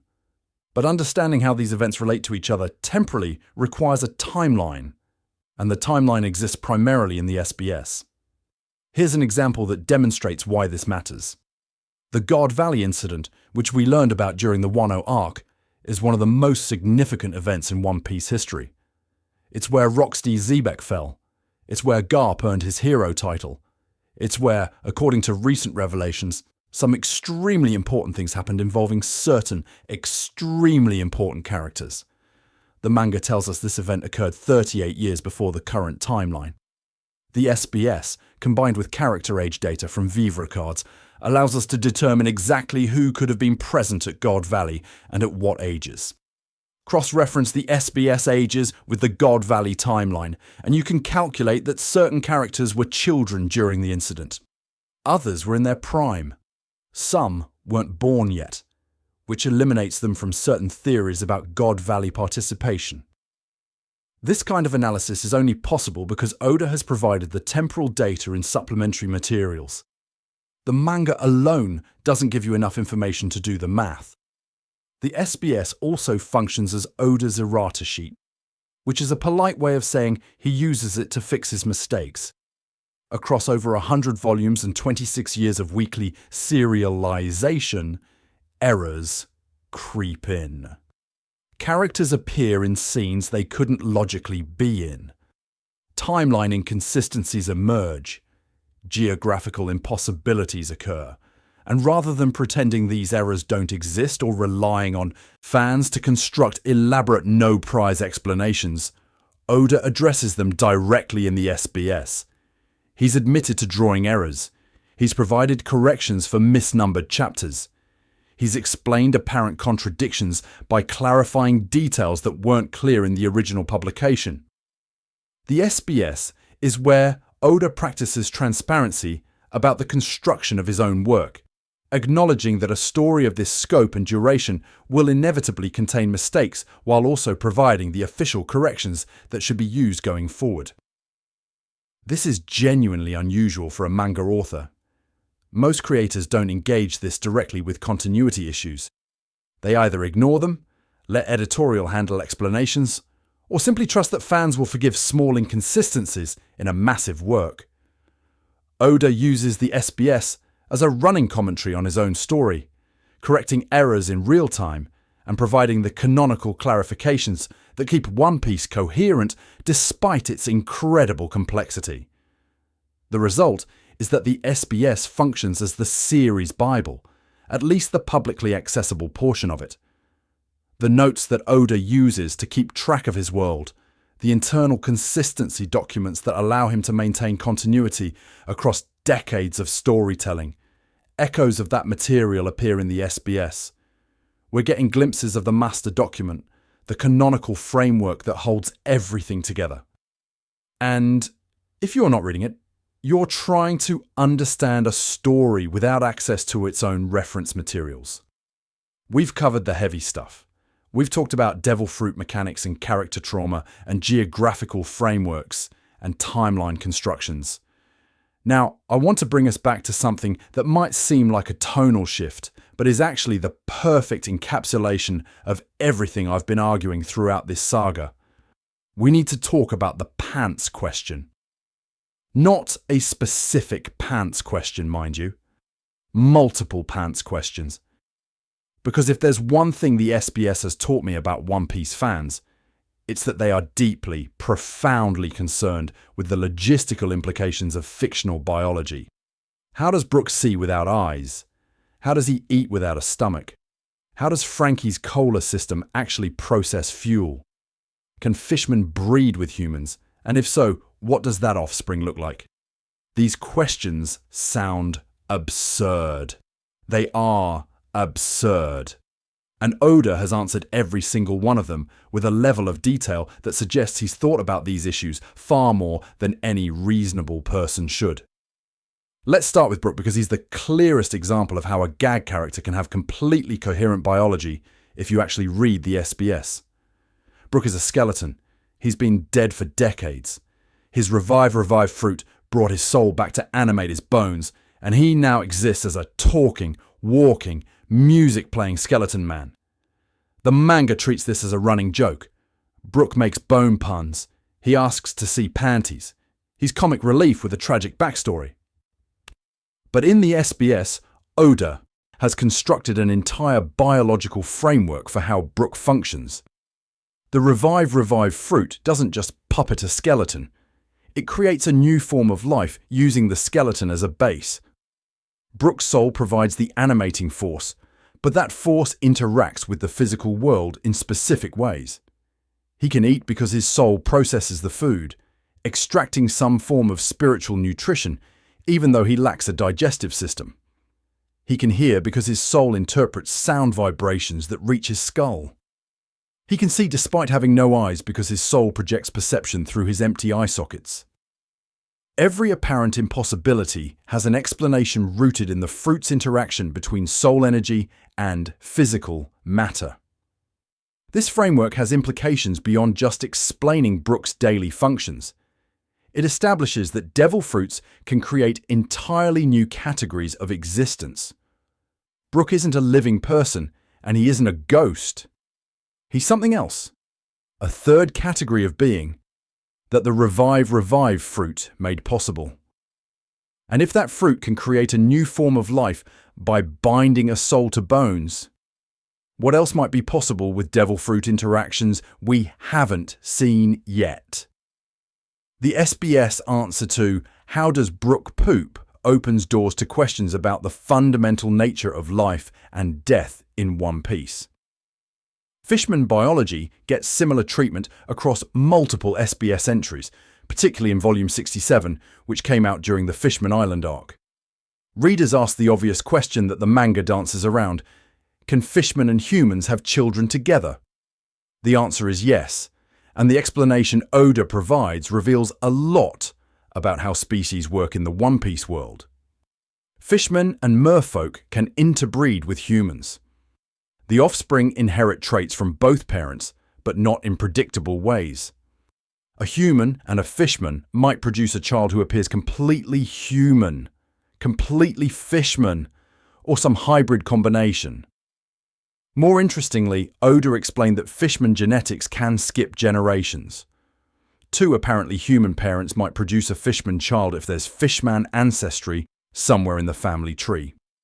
This genetic unpredictability explains why fishmen and humans have such complicated social relationships. You can't always tell who has fishman blood by looking at them, which makes discrimination both easier and more paranoid. The SBS also clarified the distinction between fishmen and merfolk, which the manga sometimes blurs. Fishmen are fish-human hybrids with legs. Merfolk are fish-human hybrids with tails instead of legs. They're related but distinct species, and they have different relationships to water, to the surface world, and to each other. Merfolk can split their tails into legs at age 30, which is why we see merfolk walking around on land despite their apparent inability to do so. This isn't a plot hole. It's an established biological fact that Oda explained in the SBS years before it became relevant to specific story beats. The detail about merfolk tail splitting is a perfect example of how SBS information prevents misunderstandings. Without that explanation, fans might see a mermaid walking and think it's an error, or construct elaborate theories about secret devil fruits or magical transformations. With the SBS information, it's just biology. The world has rules. Those rules are documented. You just have to read the documentation. Let's go deeper on Franky because I mentioned his cola system earlier, but didn't fully explore what Oda has revealed about cyborg biology in One Piece. Franky rebuilt his own body using scrap metal and engineering genius after being hit by the puffing Tom. The manga shows us the results. A cola-powered cyborg who can shoot weapons from his arms and store things in his chest compartment. The SBS explains the engineering. Cola isn't just fuel for Franky. It's converted into a form of pneumatic energy that powers his mechanical systems. The carbonation is important. Flat cola doesn't work as well. The gas pressure provides force multiplication that Franky's systems use to power his various weapons and functions. His body is essentially a complex series of pneumatic actuators, valves, and storage systems that use carbonated beverage as their working fluid. It's ridiculous. It's also internally consistent. Oda has thought through the engineering to a degree that makes Franky's abilities feel grounded even when they're absurd. After the time skip, Franky runs on a different power source. The SBS explains that his 2 years with Vegapunk allowed him to upgrade to more sophisticated energy systems, though cola remains a backup option. The transition from cola power to whatever advanced technology Vegapunk provided represents a genuine engineering evolution for the character. His abilities didn't just get bigger because it's a shonen manga and power creep happens. They got bigger because he spent 2 years with the world's greatest scientist learning new ways to build things. This is what I mean when I say the SBS provides coherence. The manga shows you cool things happening. The SBS explains why those things are possible within the established rules of the world. Without the explanations, One Piece feels like a series where anything can happen because it's fiction and who cares about consistency. With the explanations, One Piece feels like a world with actual physics, actual biology, actual engineering constraints that characters work within and occasionally transcend through genius or devil fruit shenanigans. The gag questions matter because they forced Oda to think through the implications of his own world building. Every time a fan asked, "But how does that actually work?" Oda had to either admit he hadn't thought about it or provide an answer that fit with everything else he'd established.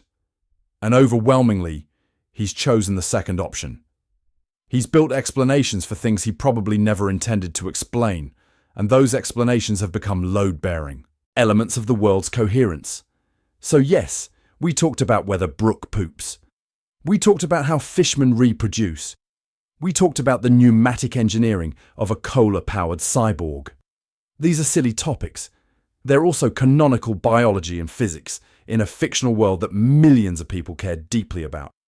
The silliness of the questions doesn't diminish the value of the answers. And now you know those answers. Welcome to Saga 3, where we take everything we've established about SBS canon and start doing something dangerous with it. We start theorizing. Now, I know what some of you are thinking. You're thinking, anime autopsy. You've spent the last 90 minutes telling us the SBS contains answers. And now you want to speculate. Isn't that contradictory? And to that I say, no, you beautiful fool, it's complementary. Because the best theories aren't built on nothing.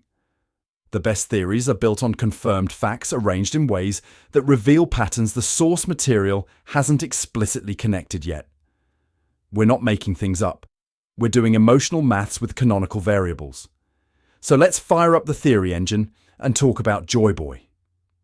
If you've been paying attention to One Piece discourse over the past few years, you know that Joy Boy went from a historical footnote to the most important figure in the entire mythology almost overnight. The Wano arc revealed that Luffy's devil fruit isn't actually the gum-gum fruit. It's the human fruit, model. Nika, a mythical Zoan that transforms the user into the embodiment of a sun god. Joy Boy, we learned, was the previous user of this fruit. The world government has been suppressing information about Nika for 800 years.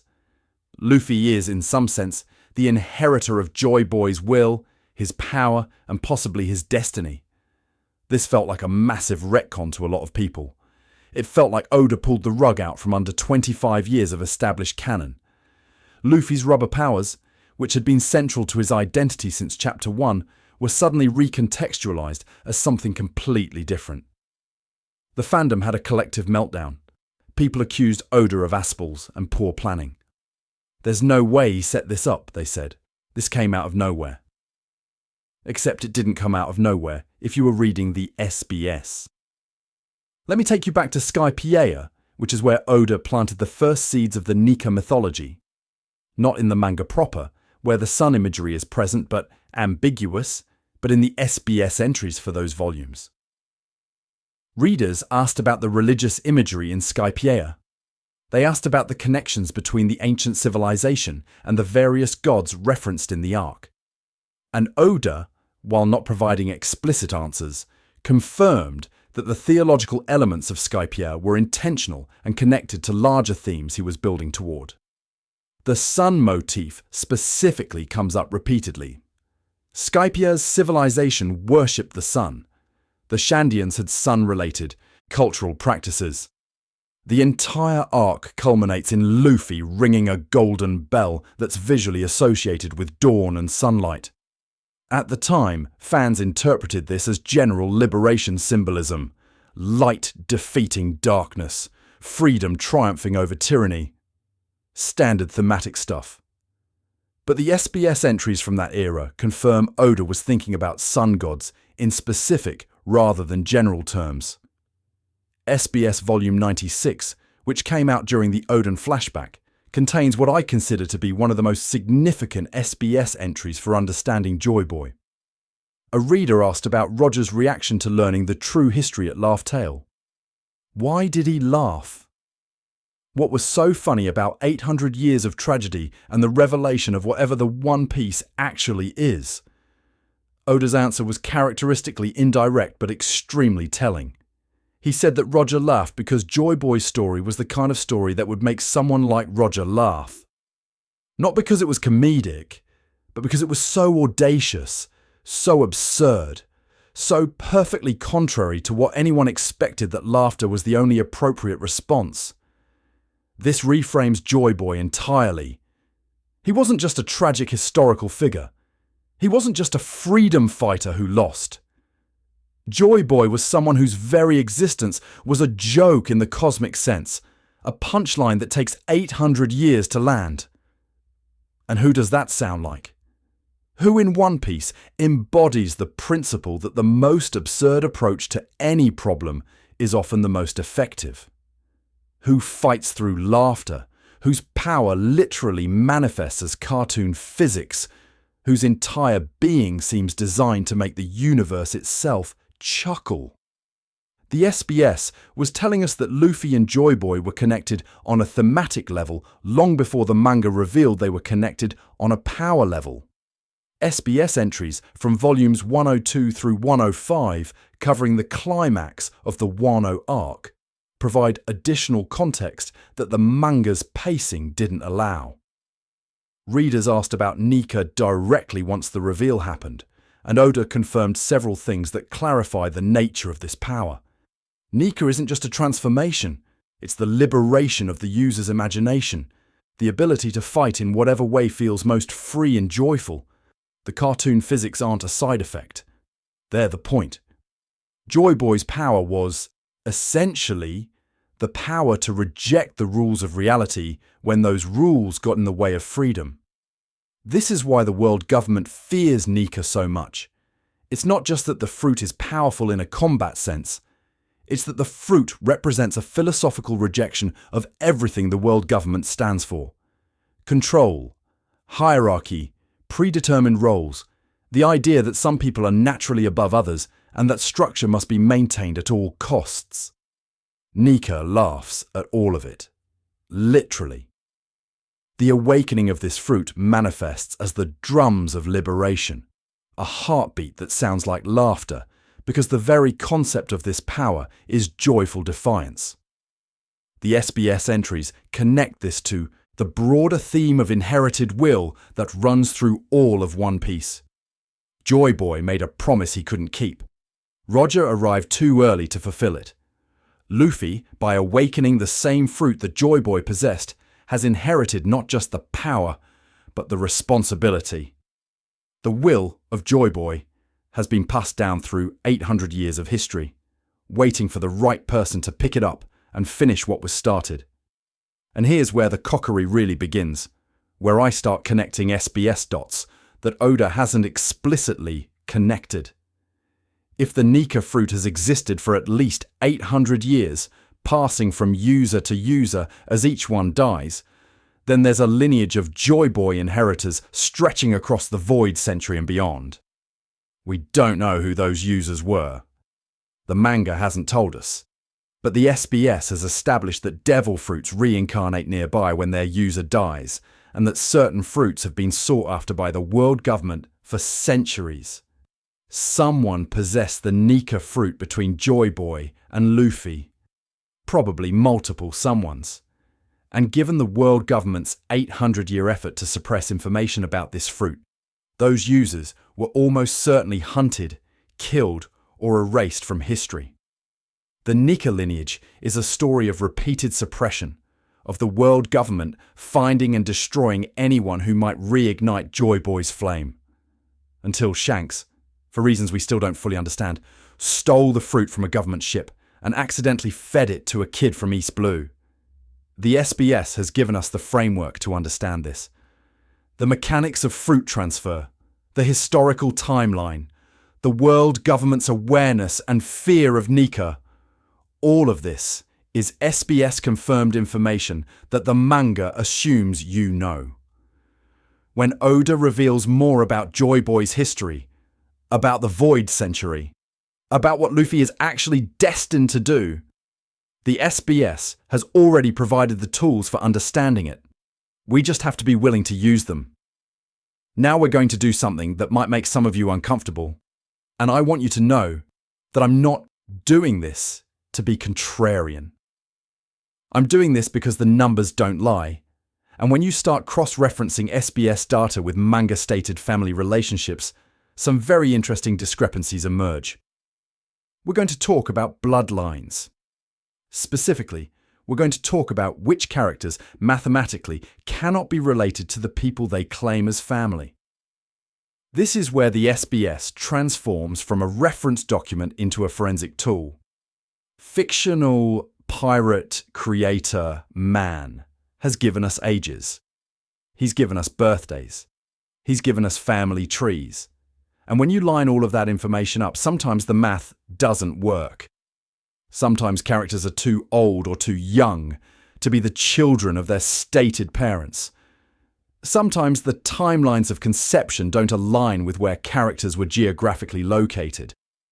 Sometimes, and this is the juicy part, the inconsistencies are so glaring that they seem intentional. Let's start with the D clan, because that's where the bloodline questions get most interesting and most murky.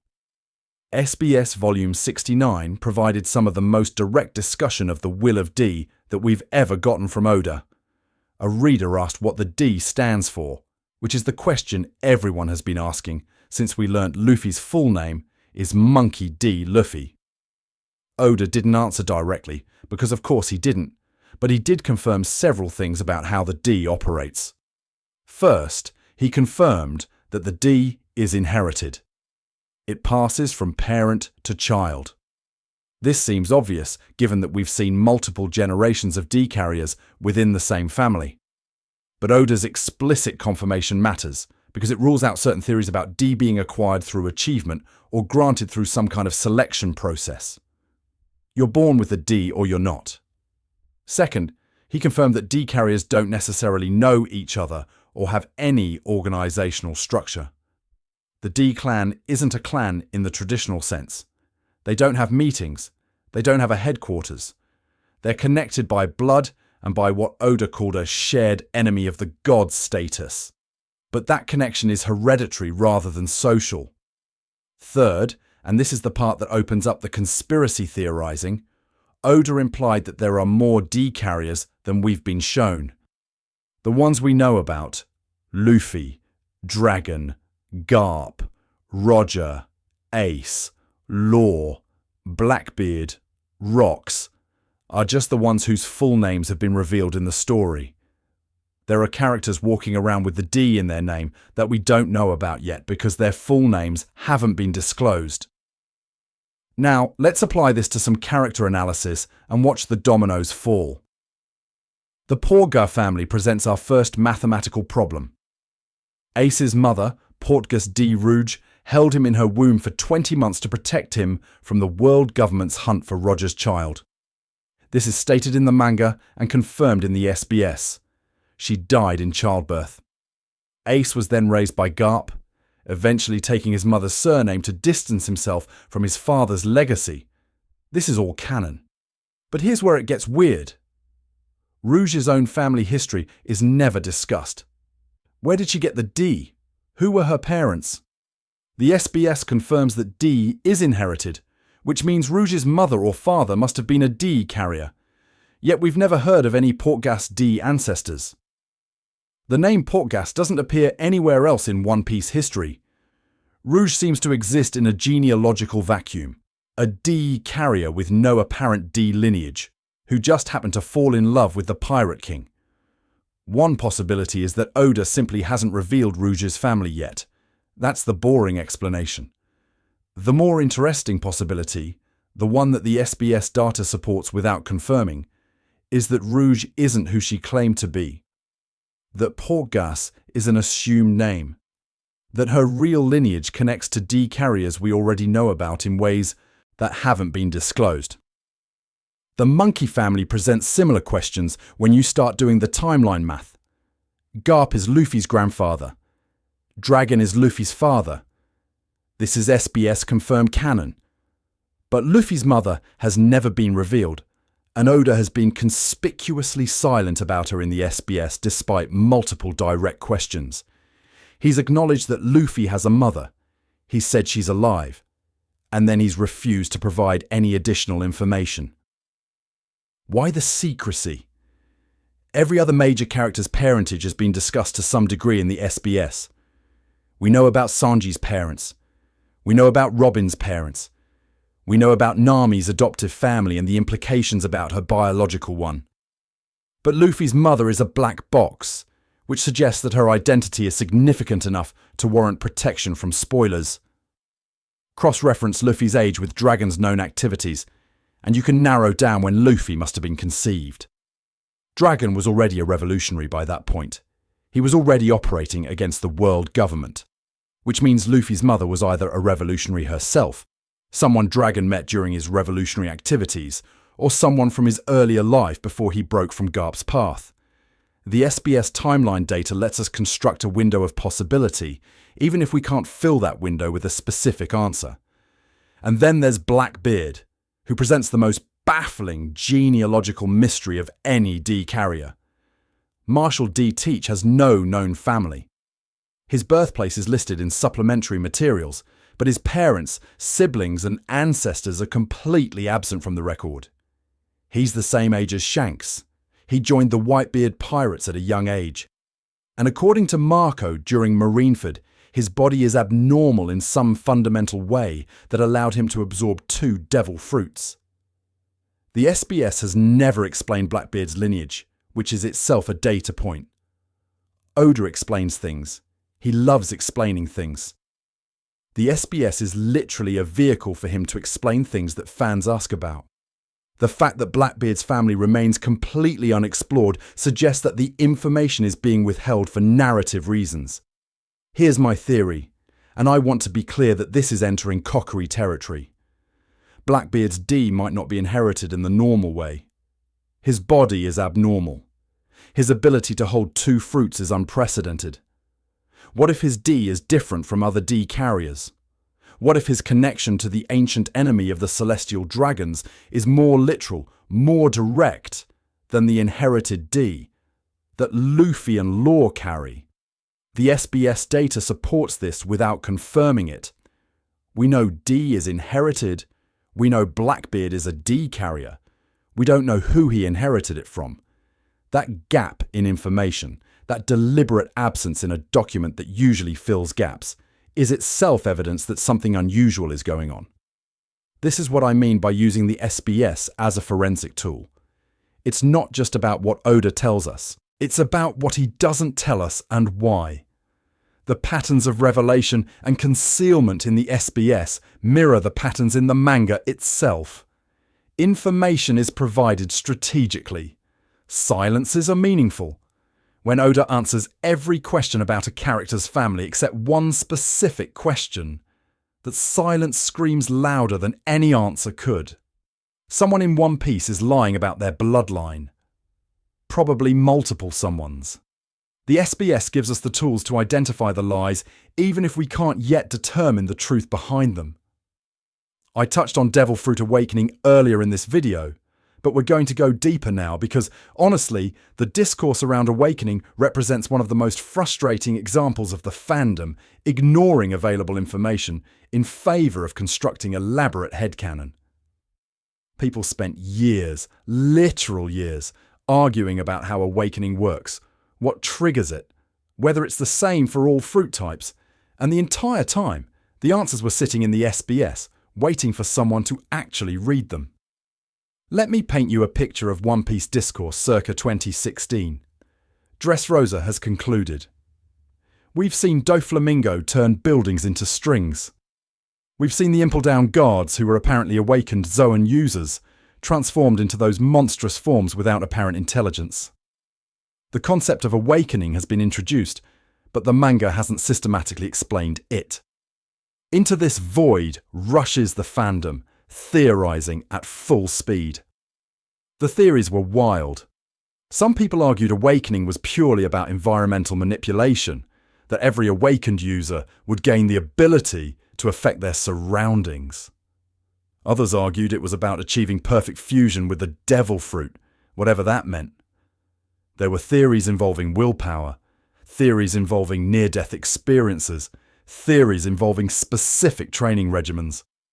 The community constructed an entire mythology of awakening based on extrapolation from 2 examples and a whole lot of guesswork.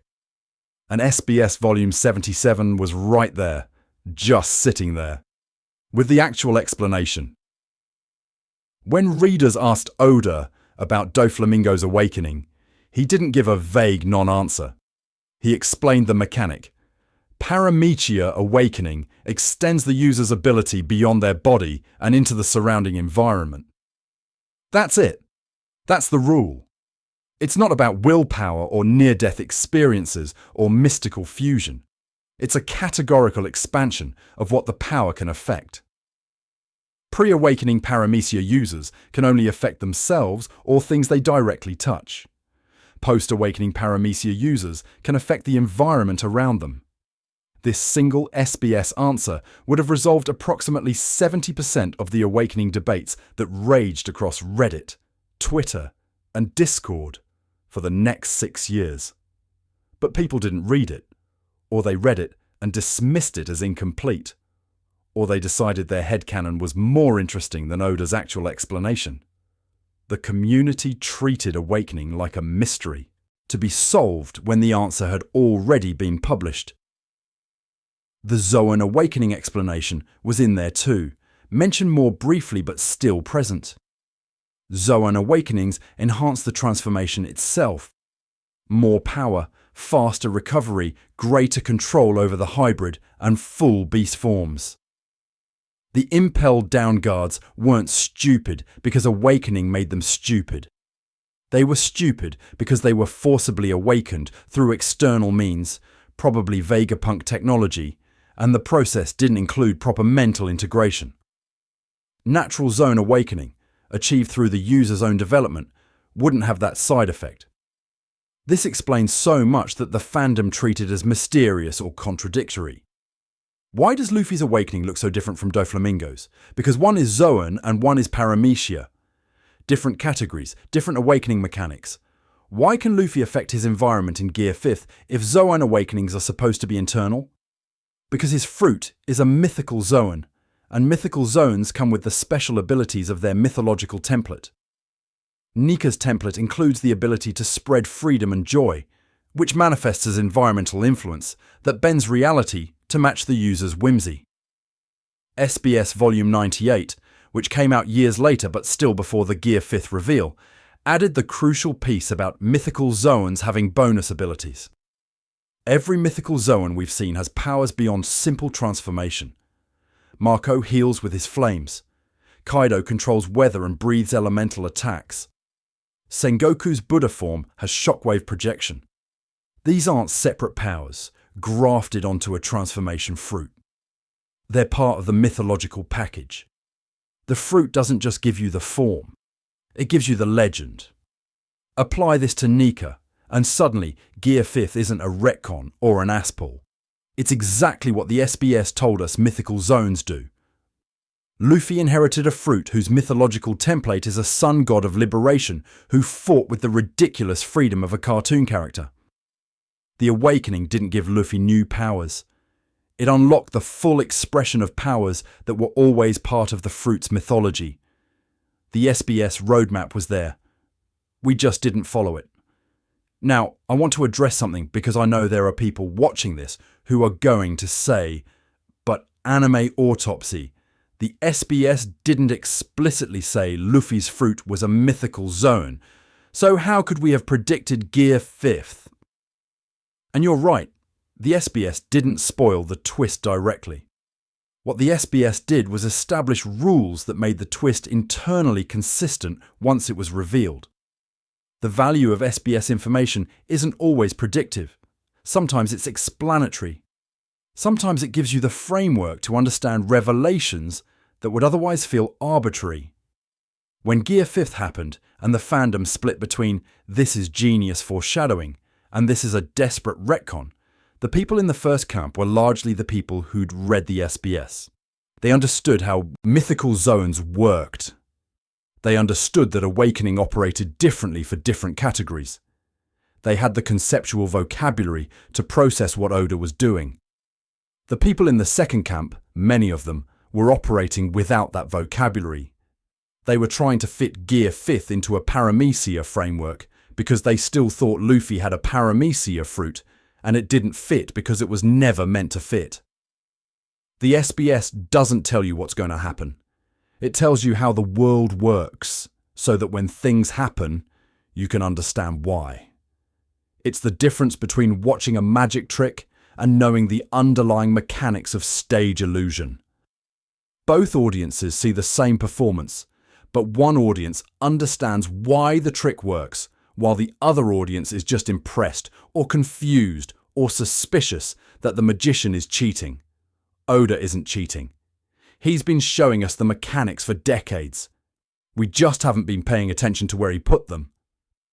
And here's the thing that really gets me when I think about this too hard, which I do frequently, at hours when normal people are asleep. The SBS Awakening roadmap wasn't hidden. It wasn't obscure. Volume 77 sold millions of copies. The information was published, distributed, translated, and made available to anyone who bought the book or found a translation online. This isn't secret knowledge passed down through a mystery cult. This is publicly available canonical information that the fandom collectively decided not to engage with.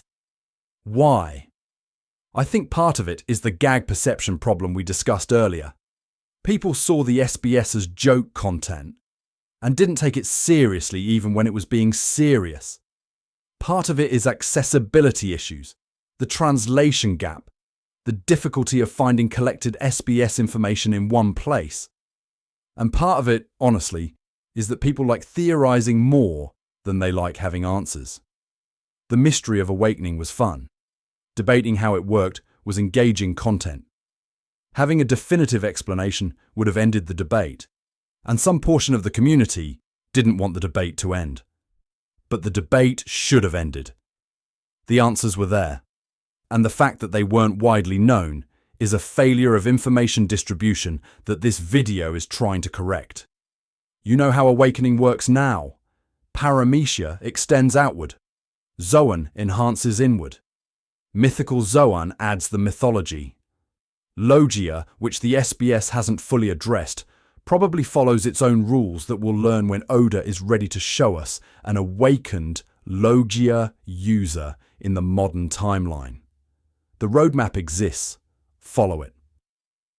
The Void Century is a 100-year gap in recorded history, spanning from approximately 800 to 900 years before the current timeline. During this period, something happened. Something so significant, so threatening to the powers that now rule the world, that the world government has made it a capital crime to research what occurred.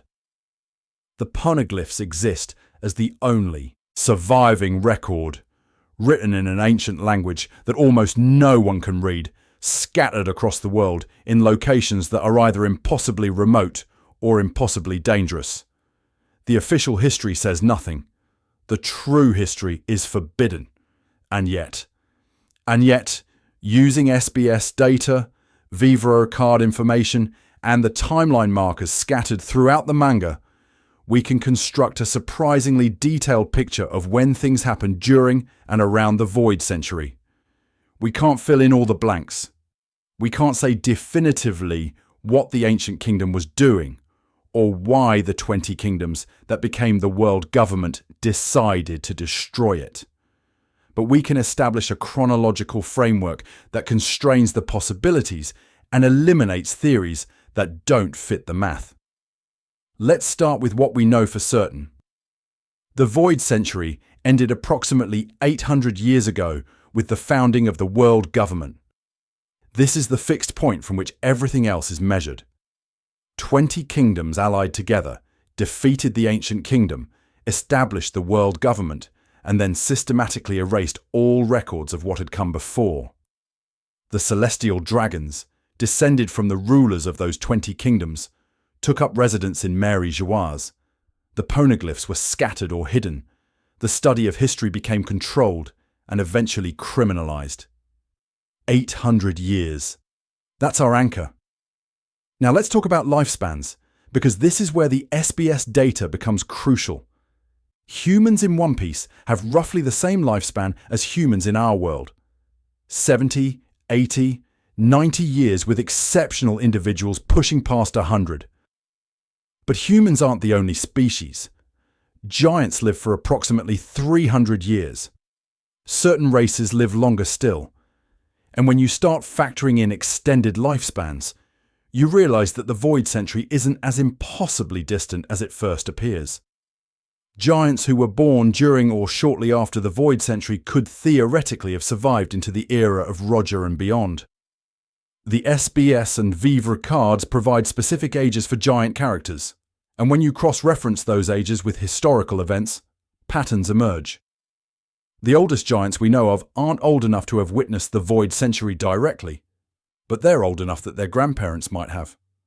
Oral histories could have been passed down. Knowledge that was supposed to be erased might have survived in giant communities simply because their generational memory stretches further back. This might explain why Elbaf is so significant to the endgame. It's not just that Elbaf has strong warriors. It's that Elbaf might have historical memory that other nations have lost. The giants remember things. And the SBS confirmed lifespans establish that this remembering is biologically possible in a way it wouldn't be for shorter-lived species. The Lunarians present another timeline puzzle. King's race, the beings who lived on the red line before the celestial dragons, were supposed to have been destroyed. Yet King survived, hidden within Kaido's crew for decades. The SBS and Vivre cards confirm King's age, which allows us to calculate when the Lunarian genocide must have occurred. It wasn't during the Void Century. It was much more recent, within the last few decades of the timeline. The world government's campaign against the Lunarians was an ongoing project of erasure, not an ancient historical event. This reframes the Celestial Dragon's occupation of Mary Joaz. They didn't just inherit an empty city, they conquered it, drove out the original inhabitants, and then spent centuries hunting down survivors.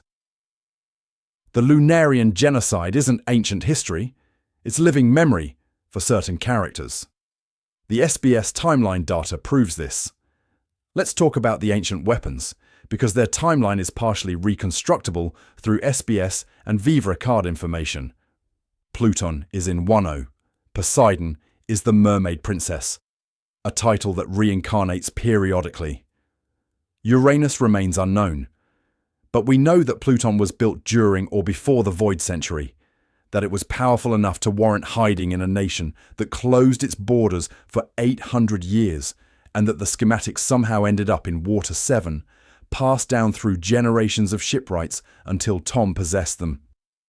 Cross-reference Tom's age with the timeline of Water 7's shipbuilding traditions, and you can trace the Pluton blueprints backward through history. The chain of custody isn't complete, but the SBS gives us enough data points to establish that the blueprints have been protected by shipwrights for centuries. This wasn't a recent development. This was a multi-generational conspiracy to prevent the world government from obtaining the ancient weapon. Poseidon's timeline is more precisely calculable because we know when mermaid princesses are born. Shirahoshi is the current Poseidon. Her age is confirmed in the SBS. Her predecessor, the mermaid princess from Joy Boy's era, existed approximately 900 years ago. That gives us a gap of 900 years between Poseidon incarnations, which either means the power skips many generations or it only manifests when certain conditions are met. The SBS data doesn't tell us which interpretation is correct, but it establishes the timeline constraint that any theory must fit. Now let's do some speculative math with the D clan. We know several D carriers across different generations. We know their ages. We know their family relationships, where those relationships are established. Working backward from current D carriers, assigning average generational gaps of 25 to 30 years, we can estimate how many generations of D carriers have existed since the Void Century. 800 years divided by 25 years per generation gives us approximately 32 generations. 32 generations of D carriers, each inheriting the initial and presumably some fragment of the will associated with it, stretching from Joy Boy's era to Luffy's. That's a lot of people. That's a lot of opportunities for the will to be diluted, forgotten, or lost.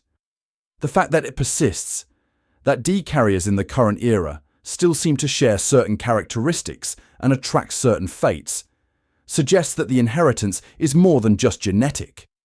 Something is being passed down that survives the entropy of generational transmission. The SBS confirms that D is inherited biologically. But biology alone doesn't explain why D carriers across 800 years of history have been enemies of the gods, why they smile at death, why they seem drawn to pivotal moments in history. The timeline data establishes that we're dealing with a persistent phenomenon across 30-plus generations, which means whatever the D represents, it's robust enough to survive the normal degradation of inherited characteristics over deep time. Roger found the One Piece 26 years ago. His execution marked the beginning of the Great Pirate Era. Between Roger's discovery and the present, we have a precise timeline because the SBS has given us exact ages for everyone involved. We know how old Shanks was when Roger was executed. We know how old Luffy was when Shanks gave him the hat.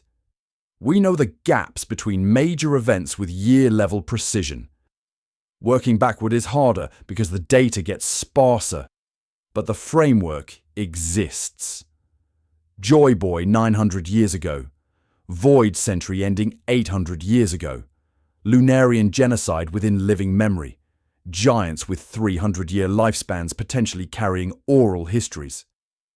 Ancient weapons distributed across the world according to plans laid during or before the ancient kingdom's fall. The SBS gives us the numbers. The numbers give us constraints. The constraints eliminate theories that don't fit the math. What remains, once you've eliminated the impossible, is a much clearer picture of what the Void Century might have contained. We don't know everything, but we know more than we think. Every time Oda does something unexpected, a certain segment of the fandom cries retcon. Every single time. Gear 5th was a retcon. Haki was a retcon. The supernovas were a retcon. Sabo being alive was a retcon. At this point, accusing Oda of changing his plans mid-story has become such a reflexive response that I'm convinced some people have it bound to a keyboard macro. And I'm not here to tell you that Oda has never changed anything, that every detail was planned from chapter 1, that the man is an infallible god of storytelling who makes no mistakes and never adjusts course. What I am here to tell you is that the SBS provides evidence, concrete dated evidence, that many supposed retcons were actually foreshadowed years in advance. The accusations of poor planning often come from people who didn't have access to or didn't read the supplementary materials where Oda was laying groundwork. What looks like a sudden invention is frequently a long-planned revelation that the accuser simply wasn't aware was coming. Let's start with the big one. Let's talk about Haki. The accusation goes like this. Haki was invented during the Marineford arc to explain how non-Devil Fruit users could compete at the highest levels. Before Marineford, the power system was Devil Fruits. After Marineford, suddenly everyone important had this mystical willpower energy that was never mentioned before. Retcon. Oda wrote himself into a corner and invented a new system to get out of it. Except the SBS was discussing concepts adjacent to Haki long before Marineford. As early as the Skypiea arc, readers asked how Enel's mantra worked, how he could sense people's locations and predict their movements. Oda's answers established that mantra was connected to willpower and spiritual awareness, that it was a learnable skill rather than a devil fruit ability. When haki was formally introduced and we learned that mantra was actually observation haki by another name, this wasn't a retcon. It was the consolidation of a system that had been present since Scipia under different terminology. The SBS from the Amazon Lily volumes, before the Marineford arc properly began, discussed the concept of haki more directly. Readers asked about the Kujar warriors' ability to imbue their arrows with some kind of force. Oda confirmed this was a real power system, distinct from devil fruits, that would be explored further in the story. The introduction of haki at Marineford wasn't a sudden invention. It was the payoff of setup that existed in the SBS for years. Shanks losing his arm to a Sea King presents another commonly cited retcon accusation. The argument is that Oda originally wrote Shanks as a relatively weak pirate in the early chapters, and only later decided to make him one of the strongest characters in the world, which creates a contradiction. How could a Yonko-level fighter lose his arm to a creature that pre-timeskip Luffy could defeat? The SBS addressed this, and Oda's answer reframes the entire scene. Shanks didn't lose his arm because he couldn't defeat the Sea King. He lost his arm because he was betting it on the next generation. The arm was a deliberate sacrifice, a statement to Luffy about the value Shanks placed on his life. Oda confirmed in the SBS that Shanks was already a powerful pirate at the time of the arm loss, that the sacrifice was meaningful precisely because of what he was giving up. This isn't a retroactive justification. It's an explanation of authorial intent that was present from the beginning, but wasn't explicit in the manga text. The supernovas present an interesting case, because Oda has actually admitted in the SBS that they were created late in the planning process. This is often cited as evidence that One Piece is less planned than fans believe. But the admission itself tells a more nuanced story. Oda said he created the supernovas because Sabaody needed more interesting characters to populate it. What he didn't say was that the supernovas changed the fundamental direction of the story. Look at what the supernovas actually do in the narrative. They flesh out the world. They show that Luffy isn't the only ambitious rookie in his generation. They provide rivals and occasional allies.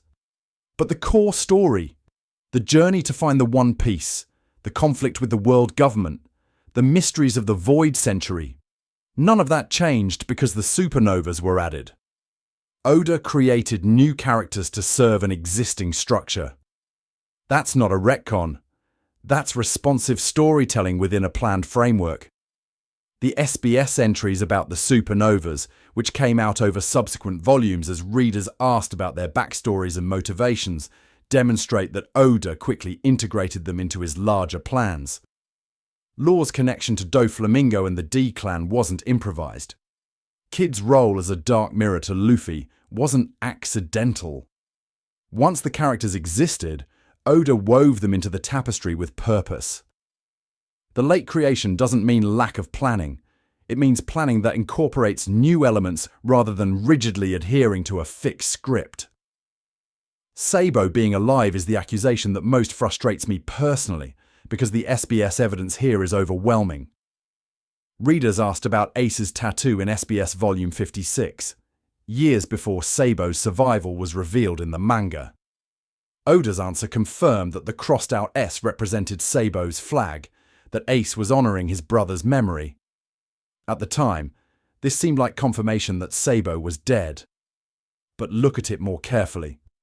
Oda confirmed that Ace was honouring Sabo.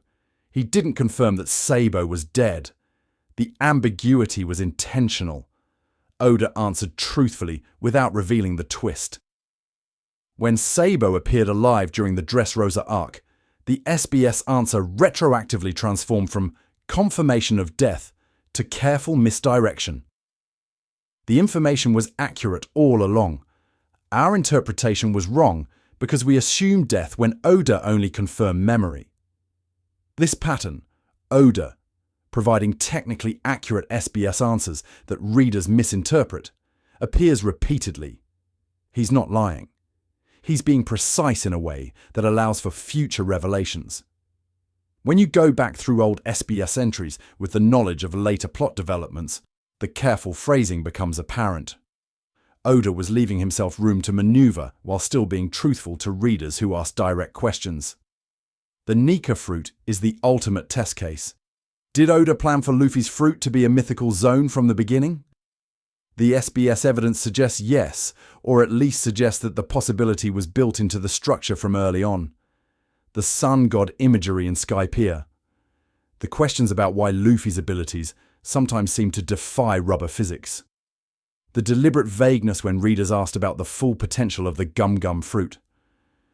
Oda never said, Luffy's fruit is just a paramecia with no hidden depths. He answered questions about how rubber powers worked. He explained the mechanics of what we could observe, but he never closed the door on there being more to discover. The SBS answers about Luffy's fruit, read with hindsight, are conspicuously incomplete. They explain the surface without addressing the foundation. Is this proof of planning? Not definitively. It's possible Oda kept his answers vague because he hadn't decided yet what the truth would be.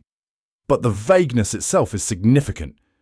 A writer who wasn't planning something wouldn't necessarily be so careful about what they confirmed and what they left open. The holes in the SBS record of Luffy's fruit look, to me, like holes that were left deliberately. The SBS transforms the retcon debate because it provides dated documentation of what Oda was saying at specific points in the story's development. We can compare his Volume 30 answers to his Volume 80 revelations. We can trace the evolution of his explanations. And overwhelmingly, what we find is consistency. The core architecture holds. The surprises fit into frameworks that were established, often quietly, often in SBS corners that casual readers skip. Oda isn't perfect. One Piece has genuine inconsistencies. But the rate of retcons is far lower than the fandom's accusations suggest, and the SBS is the evidence that proves it. We've spent the last 3 sagas dissecting what the SBS contains. Now in this final stretch, I want to step back and ask a different question. Not what is in the SBS, but why? Why does Oda do this? Why has he maintained a Q&A column for over 26 years?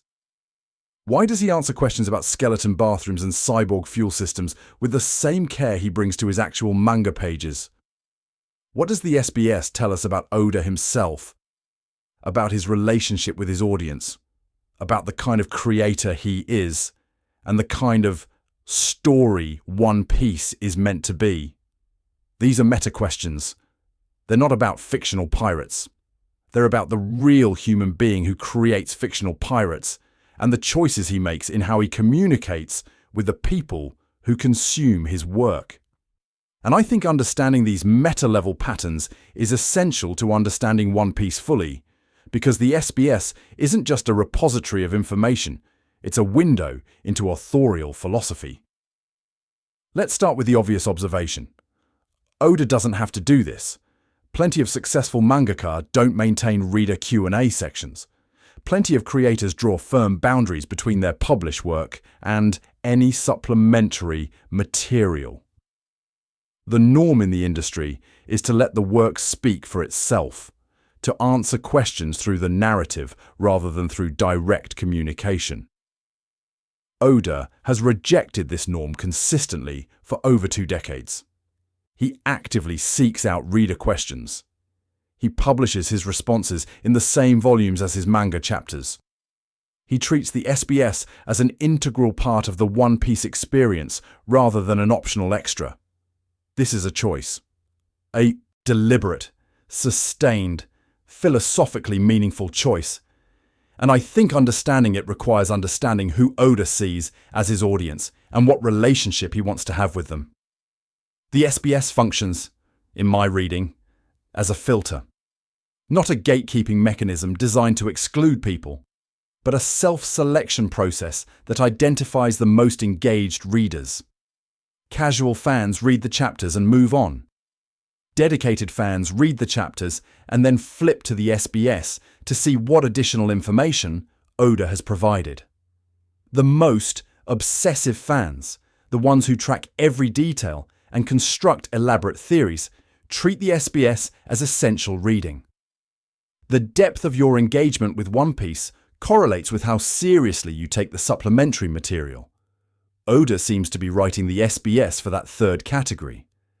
The questions he chooses to answer, the depth of his responses, the way he layers jokes with genuine information, all of it assumes an audience that's paying close attention.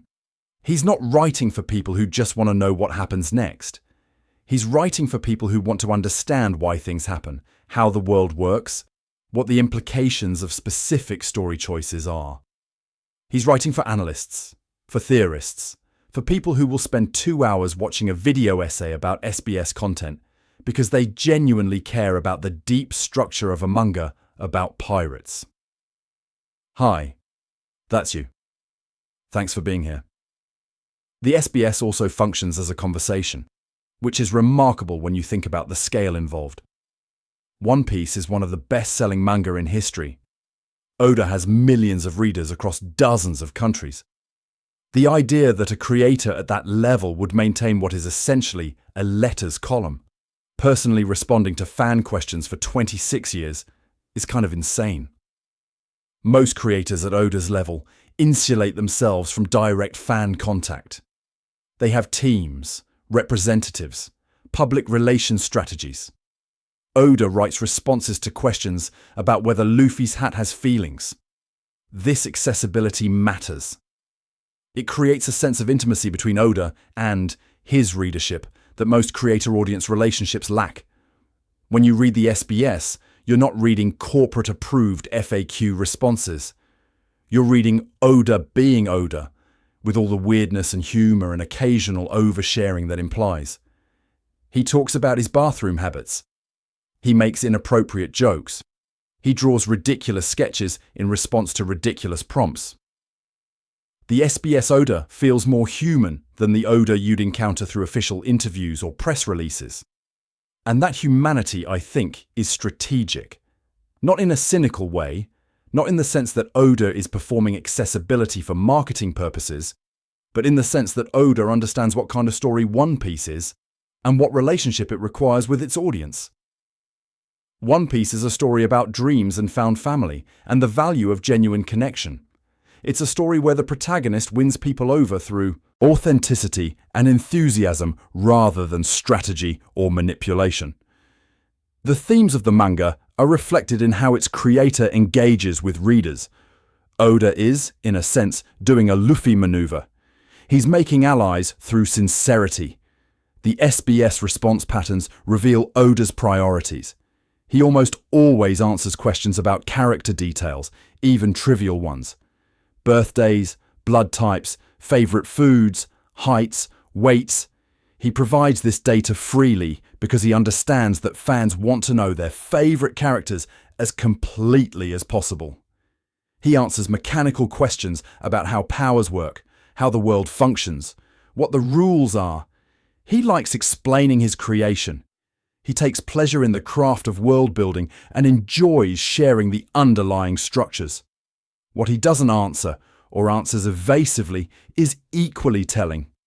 He rarely provides direct spoilers. He won't tell you what the One Piece is or what happened during the Void Century. He deflects questions about upcoming plot developments with jokes or vague non-answers. He maintains boundaries around information that would undermine the narrative experience while being generous with information that enriches it. This balance is actually quite sophisticated. Oda has figured out what readers need to know versus what they want to know versus what they need to discover through the story itself. He feeds the first category freely, teases the second category playfully, and protects the third category absolutely. The SBS is generous without being spoilery, informative without being exhaustive, personal without being invasive. Compare this to how other franchises handle supplementary information. Star Wars has an elaborate expanded universe that's been repeatedly overwritten and declared non-canonical. Marvel and DC have decades of contradictory supplementary material that even dedicated fans struggle to navigate. Harry Potter's post-publication revelations have often felt like afterthoughts or retcons rather than carefully planned world-building. Oda, in contrast, has maintained a single consistent channel of supplementary information that he personally controls and that he treats as canonical from the moment it's published. The SBS is the anti-expanded universe. It's not farmed out to other writers. It's not contradicted by later publications. It's not corporate content designed to generate additional revenue. It's one guy, the guy who created the whole thing, talking directly to his readers about the work he's devoted his life to creating. That simplicity is powerful. That consistency is rare. I think Oda genuinely loves his audience. Not in a parasocial, unhealthy way, but in the way a craftsman loves the people who appreciate his craft. He makes things. Readers consume those things and ask questions about them. He answers the questions because he enjoys the conversation, because he's proud of what he's built and wants people to understand it fully, because the act of explaining his world brings him pleasure. The SBS is evidence of that love. 26 years of evidence. Hundreds of volumes of evidence. Thousands of questions answered with care and humour and genuine engagement. Whatever else you take away from this video, take away this. The person who created One Piece wants you to understand it. He's been trying to help you understand it for over 2 decades. The SBS is his hand extended, offering additional context, clarifying confusions, filling gaps that the main story doesn't have room to fill. All you have to do is take his hand and read what he's written. Let me tell you something about weekly manga serialization that might reframe how you think about the SBS. Oda doesn't work alone. He has a team of assistants who help with backgrounds and effects. He has an editor assigned by Shueisha who reviews his work before publication. That editor has the authority to request changes, to push back on content decisions, to shape the final product in ways that readers never see. Every chapter of One Piece that makes it to print has passed through an editorial filter. And that filter, while generally beneficial, has priorities that don't always align with what Oda might want to include. Shonen Jump is a magazine for teenage boys. That's its demographic. That's who the advertisers want to reach. That's who the editorial standards are designed to protect and appeal to. Content that might alienate that demographic. Content that might generate complaints from parents. Content that might push the boundaries of what's acceptable in a publication sold in convenience stores across Japan. That content gets scrutinized. Sometimes it gets modified. Sometimes it gets cut entirely. The SBS exists in a slightly different space. It's still published by Shueisha. It still appears in official One Piece volumes. But it's formatted as a Q&A column rather than as primary narrative content. The editorial standards are different. The expectations are different. Oda has more latitude in the SBS to address topics, make jokes, and provide information that might not pass muster in the main manga pages. I want to be careful here because I'm speculating about internal processes I don't have direct access to. I don't know specifically which SBS content might have been rejected if Oda had tried to include it in chapters. I don't have access to editorial notes or behind-the-scenes documentation. What I can do is observe patterns. I can notice that certain types of information consistently appear in the SBS rather than the manga. I can note that Oda himself has made comments over the years about the constraints of serialization and the freedom the SBS provides. The dark backstory details we discussed in Saga 2 are a clear example. The explicit confirmation of what happened to Mother Carmel, the specific trauma mechanics of Sanji's childhood, the clinical details of amber lead poisoning. These are topics that the manga addresses through implication and visual metaphor. The SBS addresses them through direct statement. The manga trusts readers to fill in gaps. The SBS fills in the gaps explicitly. Why the difference? One possibility is that Oda prefers direct statement in the SBS because the format allows for it. But another possibility, One I find more compelling is that direct statement in the main manga would have faced editorial resistance. Showing a child eating people is one thing. It's disturbing, but it's depicted through absence rather than presence. Having a character explicitly confirm, yes, she ate them, is another thing entirely. The SBS can get away with that confirmation because it's framed as answering a reader question rather than as primary narrative content. The biological and anatomical content follows a similar pattern. The main manga shows Brooke eating and drinking without explaining how a skeleton processes food. The SBS provides the explanation. The main manga shows Frankie running on cola without detailing the engineering. The SBS breaks down the mechanics. This could simply be a matter of pacing, Oda not wanting to interrupt his narrative with technical explanations. But it could also be that technical explanations of fictional biology are seen as appropriate for the SBS in ways they might not be for the main pages. Consider the gender and sexuality adjacent content. Oda has drawn characters as different genders in the SBS repeatedly. He's answered questions about character preferences and relationships with a frankness that the main manga rarely matches. Ivankov's island of transformed individuals is depicted in the manga, but the SBS discussions of what that transformation entails and how characters feel about it go further. The SBS is where Oda can be more explicit about topics that Shonen Jump's conservative editorial stance might constrain in the primary narrative. I'm not accusing Shueisha of censorship. That's too strong a word for what appears to be a negotiated relationship between a creator and his publishing platform. Oda works within constraints, as all serialized artists do, and he's found creative ways to deliver the complete version of his story despite those constraints. The SBS is one of those ways. It's a release valve, a space where content that doesn't fit the main magazine standards can still reach readers through official channels. This interpretation explains some of the tonal differences between Manga Oda and SBS Oda. In the main chapters, Oda is a professional crafting a story for a broad audience. In the SBS, Oda is a creator talking to his most dedicated fans, using language and addressing topics that assume a certain level of maturity and engagement. The SBS Oda makes more adult jokes. He's more willing to discuss dark implications. He treats his readers as fellow adults who can handle complex information rather than as teenagers who need to be protected from difficult content.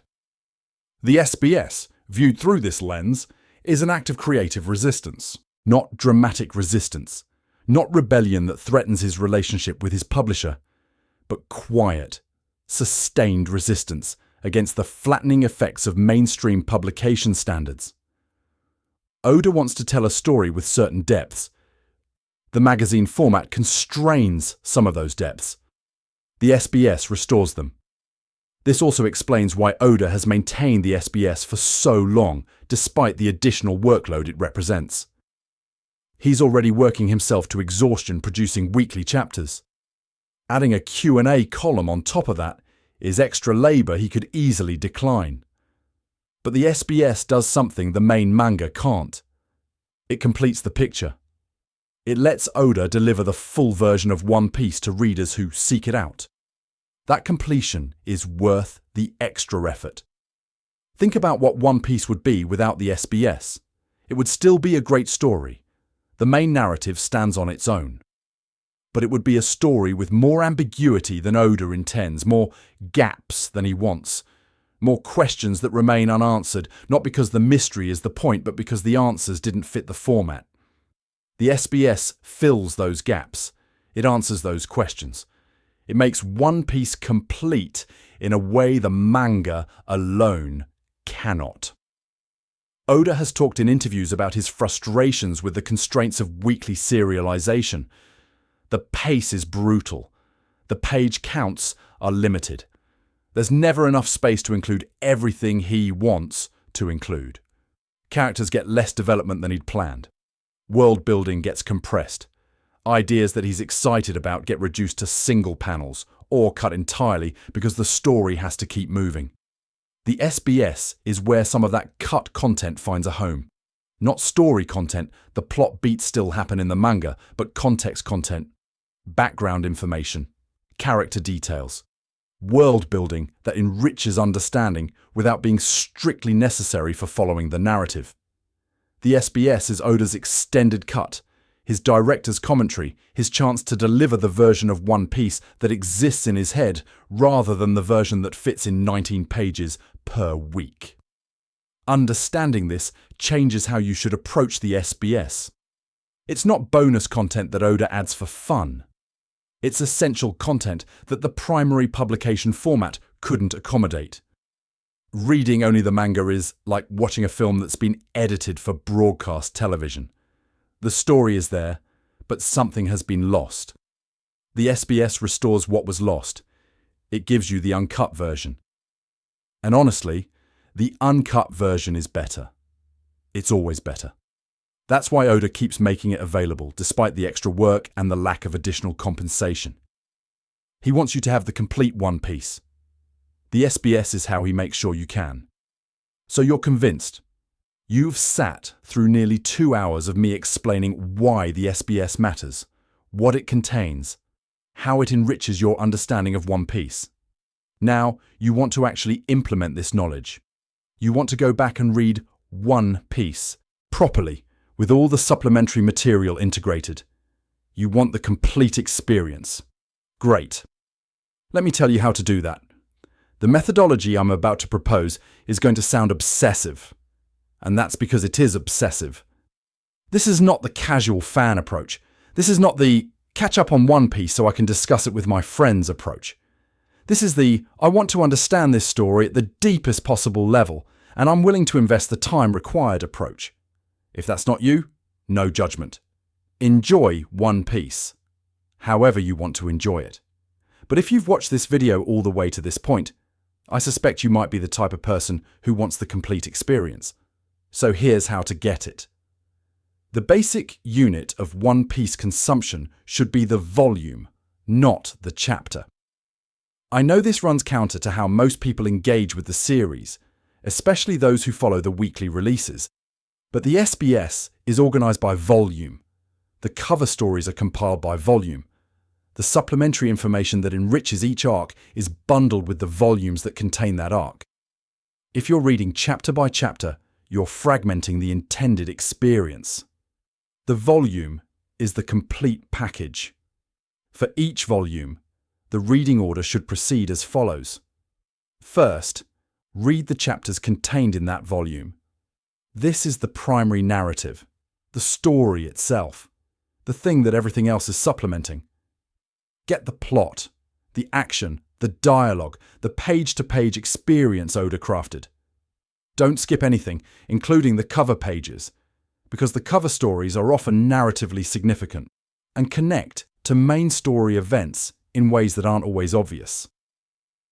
Second, immediately after finishing the chapters, read the SBS for that volume. Don't save it for later. Don't treat it as optional bonus content to get to eventually. Read it while the chapters are fresh in your mind, while you're still thinking about what happened and what it means. The SBS answers questions you might not have consciously formulated yet. It provides context that reframes scenes you just read.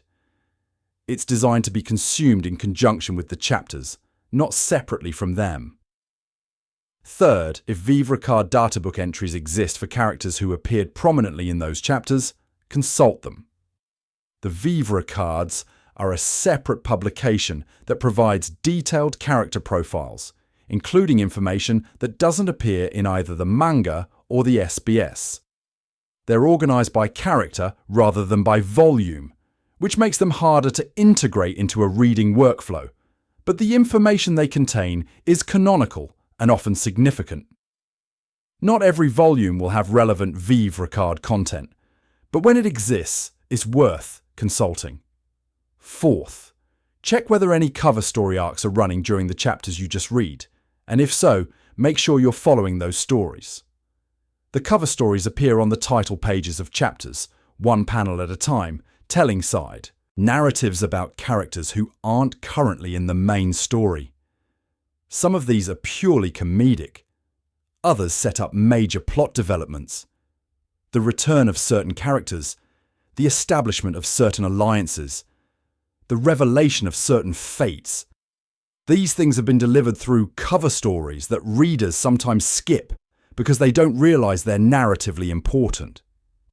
This four-layer approach, chapters then SBS, then vivre cards, then cover story awareness, is how One Piece was designed to be consumed. It's how Japanese readers who buy the volumes and pay attention to all the supplementary material experience the series. It's the complete text rather than the abridged version that most English readers have been getting. Now, I recognise that implementing this methodology retroactively is a massive undertaking. If you've already read One Piece once through without the SBS, going back and rereading over 100 volumes with the supplementary material integrated is a significant time investment. Most people won't do it. Most people can't do it, given the constraints of adult life and the existence of other things worth doing. So let me offer a compromise approach. If a full reread isn't feasible, at minimum go back and read the SBS sections for the volumes covering major arcs: Alabasta, Water 7 and Enies Lobby, Marineford, Dressrosa, Whole Cake Island, Wano. These are the narrative tentpoles, the sections where the most significant world building and character development occurs. The SBS content for these arcs provides the highest density of important information. Additionally, there are specific SBS volumes I'd recommend prioritizing, even if you don't read them all. Volume 41 for Devil Fruit mechanics. Volume 48 for more Devil Fruit world building. Volume 56 for Ace-related content and early awakening hints. Volume 59 for Garp's family tree and Marineford context. Volume 63 for Haki clarifications and Law's backstory details. Volume 77 for Awakening explanations. Volumes 84 through 87 for Whole Cake Island character depths. Volume 96 and onward for Wano and Endgame setup. If you read only these volumes' SBS content, you'll have the most critical information even without a complete survey. For readers who are just starting One Piece or who haven't caught up yet, you have an advantage. You can implement the proper methodology from the beginning. Don't read ahead in the story without reading the SBS for the volumes you've completed. Don't treat the supplementary material as something to get to later. Build the habit of complete consumption now, while the series is still ongoing, and you'll arrive at the endgame with a much fuller understanding than fans who've been reading for decades without the SBS. The Vivre cards are trickier to integrate because they're not available in English through official channels in the same way the manga and SBS are. Fan translations exist, but they're scattered across different sites and communities. The One Piece Wiki has incorporated much of the Vivre card information into character pages, which makes it more accessible but also separates it from the reading experience. If you can find compiled Vivre card translations, they're worth reading through even separate from a chapter-by-chapter methodology, just to absorb the additional character details they provide. Cover stories require the least additional effort to integrate because they're already in the manga. You just have to pay attention to them. Don't flip past the title pages to get to the chapter content. Look at what's happening in those small panels. Track the ongoing narratives. When a cover story wraps up, think about what it established and how it might connect to the main plot. Some of the best One Piece theories have been built on cover story details that casual readers overlooked. The goal of all this is to transform One Piece from a story you're following into a world you inhabit. When you've integrated all the canonical sources, when you know not just what happens, but why it happens, when you understand the rules and the histories and the character depths that the main manga only sketches, you're not just reading One Piece anymore. You're studying it. You're living in it. You're engaging with it the way Oda intends for his most dedicated readers to engage. That's the complete canon experience. That's what this entire video has been building toward. Not just knowing that the SBS exists, but knowing how to use it, how to integrate it, how to make it part of your One Piece consumption in a way that enriches every chapter you read going forward. The information is there, the methodology is there. All that's left is the commitment to actually do it. We're in the end game now, not just of this video, but of One Piece itself. After 27 years of serialization, the story is approaching its conclusion. Oda has said publicly that he has a specific ending in mind, that he's known how the story concludes since before he started drawing it, that all roads lead to a destination he planned from the beginning. The final saga is underway, the mysteries are beginning to resolve. And the SBS, which has been our guide through so much of this journey, contains hints about where we're heading. I want to be clear about what I'm doing in this section. I'm not predicting specific plot beats. I'm not going to tell you what the One Piece is, or who Imu really is, or what exactly happened during the Void Century. Those are questions the manga will answer in its own time. And pretending I can divine those answers from SBS tea leaves would be intellectual dishonesty. What I can do is identify patterns, trace threads, and suggest frameworks for understanding the ending based on information Oda has already provided. The SBS volumes from the final saga have maintained certain themes that I think are significant. Oda keeps returning to the concept of inherited will, to the idea that dreams and purposes pass from generation to generation, that the people who came before us shape who we become, even if we never met them. This isn't new to the final saga. Inherited will has been a core One Piece theme since Drum Island at latest. But the SBS discussions of inherited will in recent volumes have become more pointed, more specific about how the mechanism operates. When readers ask about the relationship between Joy Boy and Luffy, Oda's answers emphasize continuity rather than identity. Luffy isn't Joy Boy reborn. He's not a reincarnation or a vessel or a puppet being controlled by an ancient consciousness. He's Luffy, a distinct individual who happens to have inherited a will and a power that originated with Joy Boy. The distinction matters. It means Luffy's victory, when it comes, will be Luffy's victory. He's not completing someone else's story. He's completing his own story, which happens to be connected to a much older narrative. This framework suggests that the ending will emphasize individual agency within historical continuity. Luffy will do what Joy Boy couldn't, but he'll do it as Luffy, making choices Joy Boy never made, taking paths Joy Boy never took. The inherited will provides direction, but not determination. The SBS has been consistent on this point across multiple volumes, and I don't see any reason it would change for the finale. The SBS has also provided increasing amounts of information about the Void Century and the Ancient Kingdom as we've entered the final saga. Not answers exactly, but more detailed questions. Readers ask about specific aspects of the ancient world, and Oda's deflections have become more revealing in what they don't deny. He's stopped being coy about whether the Ancient Kingdom was destroyed by the 20 Kingdoms. He's stopped being ambiguous about whether the celestial dragons are descendants of aggressors. The historical framing has shifted from mysterious to tragic. We know who the victims were, even if we don't know all the details of their victimization. This tonal shift in SBS responses suggests that the ending will involve historical revelation and probably historical justice. The truth about the Void Century will come out. The truth about what the world government did will become widely known. Whether that revelation leads to the collapse of the current world order, or its reformation, or something else entirely, I can't say. But the SBS pattern indicates that truth-telling is coming, that the suppressed history will be suppressed no longer. Oda's comments about the One Piece itself have been characteristically indirect, but not unhelpful. He's confirmed multiple times that the One Piece is a physical thing, not a concept or a journey, or the friends we made along the way. It's something tangible that exists at Laugh Tale, something that Roger found and laughed at, something that Luffy will find and presumably also react to in a characteristic way.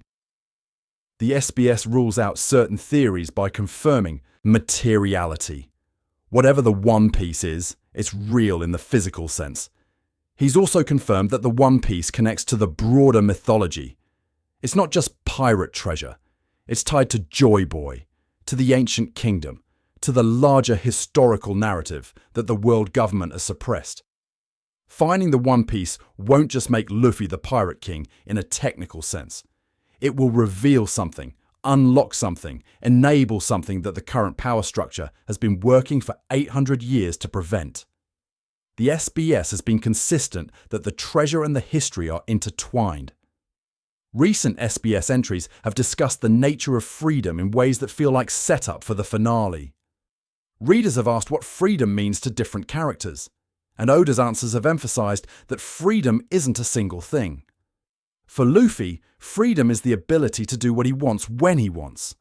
For Robin, freedom is the ability to exist and study without persecution. For others, freedom means different things, based on their experiences and traumas. This multiplicity suggests that the ending won't deliver a single, universal freedom to everyone. It will create conditions in which different kinds of freedom become possible. The Straw Hat Crew's dreams have been documented extensively in the SBS, with Oda confirming what each character is working toward. All blue for Sanji. A map of the world for Nami. Curing all diseases for Chopper. Each dream is distinct, but the SBS discussions have noted that these dreams become achievable in a world that's different from the current one. All blue might require the destruction of the Red Line. A complete world map might require access to areas currently controlled by the world government. The crew's individual dreams are entangled with the larger transformation that finding the One Piece will enable. Oda has said in the SBS and in interviews that he's had the ending planned for a very long time, but that the journey to reach it has been longer than he expected. This is significant because it means the destination is fixed even as the path has varied. The ending we're approaching is the ending Oda imagined before he drew Chapter 1. Every addition, every expansion, every new character and arc has been in service of reaching that predetermined conclusion. The SBS confirmations of planning, the evidence we discussed in Saga 3 that apparent retcons were actually foreshadowed, support this interpretation. We're heading somewhere specific. What the SBS doesn't tell us, and what I think Oda is deliberately protecting, is the emotional content of the ending. We know structural things. We know the One Piece is physical. We know inherited will is the mechanism. We know freedom is the theme. But we don't know how it will feel to reach the ending. We don't know what it will do to us emotionally when Luffy finally achieves his dream. That's the part Oda is saving. The part no amount of SBS analysis can predict, because the emotional impact of a story's conclusion can't be deduced from world-building details. It has to be experienced. Roger laughed when he found the One Piece. The SBS told us that much. He laughed because Joy Boy's story was the kind of story that would make someone like Roger laugh. When Luffy finds it, what will he do? My guess, based on everything the SBS has told us about Luffy's character, is that he'll laugh too. And then he'll do something with what he's learned. Something that Roger couldn't do because he was too early. Something that will fulfill the promise Joy Boy made 900 years ago. The SBS has given us the framework. The manga will give us the moment. And when that moment comes, those of us who've been paying attention to the complete text will understand it more fully than those who only read the chapters. That's the gift the SBS gives us. Not spoilers for the ending, but preparation for it. At the beginning of this video, I asked you to sit down. Metaphorically, of course, since you were almost certainly already sitting, but the point stood. I was about to tell you something that would restructure your relationship with One Piece. I was about to argue that you'd been reading the series wrong, that 30% of the story existed in a section most English-speaking fans had never engaged with seriously, that the SBS wasn't bonus content, but essential text. We've been sitting together for over 2 hours now. I've taken you through the translation gaps and accessibility barriers that kept this information from you. I've shown you the canonical weight of content that gets dismissed as gag material. I've catalogued devil fruit mechanics and character birthdays and dark backstories and geographical frameworks. I've fired up the theory engine and connected SBS breadcrumbs to the story's largest mysteries. I've argued that supposed retcons were actually planted seeds, that Oda's planning is deeper than his critics believe, that the SBS provides a roadmap for understanding the endgame. And now, at the end of all that, I want to talk about the man behind the questions. Eiichiro Oda has been writing One Piece for over half his life. He started serialization at 22 years old. He's now approaching 50. The series that began as a young man's ambitious project has become a life's work, a single story that has consumed decades, that has defined his career, that has shaped and been shaped by his evolution as a person and as an artist. Fictional pirate creator man isn't just a gag name I use to maintain distance. It's a description of what Oda has become. He is, quite literally, the man who creates fictional pirates. That's who he is now. That's who he's been for 27 years. The SBS is a window into that person in ways that the main manga isn't.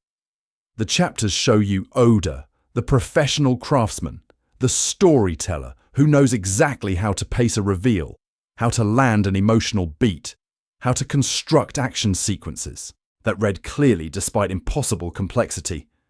The SBS shows you Oda the human being, the guy who makes dumb jokes about bodily functions, who gets visibly excited when fans ask good questions, who seems genuinely delighted by the opportunity to share details about his world that the main story doesn't have room for.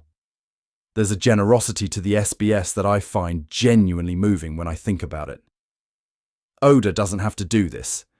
He's one of the most successful manga artists in history. He could rest on his laurels, deliver chapters, and let the work speak for itself. Instead, he maintains this ongoing conversation with his readers, answering their questions, clarifying their confusions, expanding their understanding. He's been doing it for 26 years. He's answered thousands of questions. He's drawn countless silly sketches in response to silly requests. He's poured additional creative energy into a supplementary feature that generates no additional revenue. Why? I think the answer is love. Not romantic love, not parasocial love, but the love of a craftsman for his craft and for the people who appreciate it. Oda loves One Piece. He's devoted his life to it. And he loves the readers who've come along on this journey with him, who care enough to ask questions, who pay attention closely enough to notice the details he's hidden in the margins. The SBS is how he expresses that love. It's his way of saying thank you for caring. Here's more for you to care about. The SBS also reveals something about Oda's artistic philosophy. He's not precious about his creation. He doesn't treat One Piece as a sacred text that can only be engaged with on his terms. He invites collaboration in a sense by letting readers shape what gets explained and when. The SBS is responsive. It emerges from fan questions rather than from Oda's unilateral decisions about what to reveal. This openness, this willingness to let the audience participate in the construction of meaning is rare in creators at Oda's level. Most would be more protective. Oda seems to understand that One Piece belongs to its readers as much as it belongs to him. When One Piece ends, and it will end probably within the next few years, the SBS will be part of its legacy. Future readers who discover the series will have access not just to the manga, but to this decades-long conversation between creator and audience. They'll be able to see how questions evolved as the story progressed, how Oda's answers built on each other, how the community's understanding deepened through sustained dialogue. The SBS is an archive of engagement, a record of what it meant to follow One Piece in real time. And for those of us who've been here, who've watched the story unfold week by week and year by year, the SBS is a reminder of why we fell in love with this series in the first place. It's not just that One Piece has good action and compelling characters and an intricate plot. It's that the person making it cares as much as we do. The SBS proves that. Every answer is evidence of investment, of attention, of love reciprocated. I started this video by telling you that you'd been reading One Piece wrong. But the truth is more nuanced than that. You've been reading it incompletely, yes. You've been missing information that enriches the experience. But you haven't been reading it wrong in the sense of doing something bad or failing as a fan. You've been doing your best with the access you had. The structural barriers we discussed, the translation gaps, the accessibility issues, those aren't your fault. You were given an incomplete text and nobody told you pieces were missing. Now you know. Now you have the tools to access the complete text, to read One Piece the way Oda intended, to participate fully in the conversation he's been having with his most dedicated readers for over 2 decades. What you do with that knowledge is up to you. Maybe you'll go back and read every SBS from Volume 4 onward. Maybe you'll just pay more attention to the supplementary material going forward. Maybe you'll just carry the information from this video in your head as context for the main story. Any of those choices is valid. What matters is that you understand now. The SBS isn't optional. It never was. One Piece is not just a manga. It's a manga plus 26 years of Q&A columns that are just as canonical, just as intentional, just as lovingly crafted as the chapters themselves. To read one without the other is to see half a picture and assume you've seen the whole. So here we are, 2 hours later. You're still sitting, probably, and I'm still talking, definitely, because that's what I do.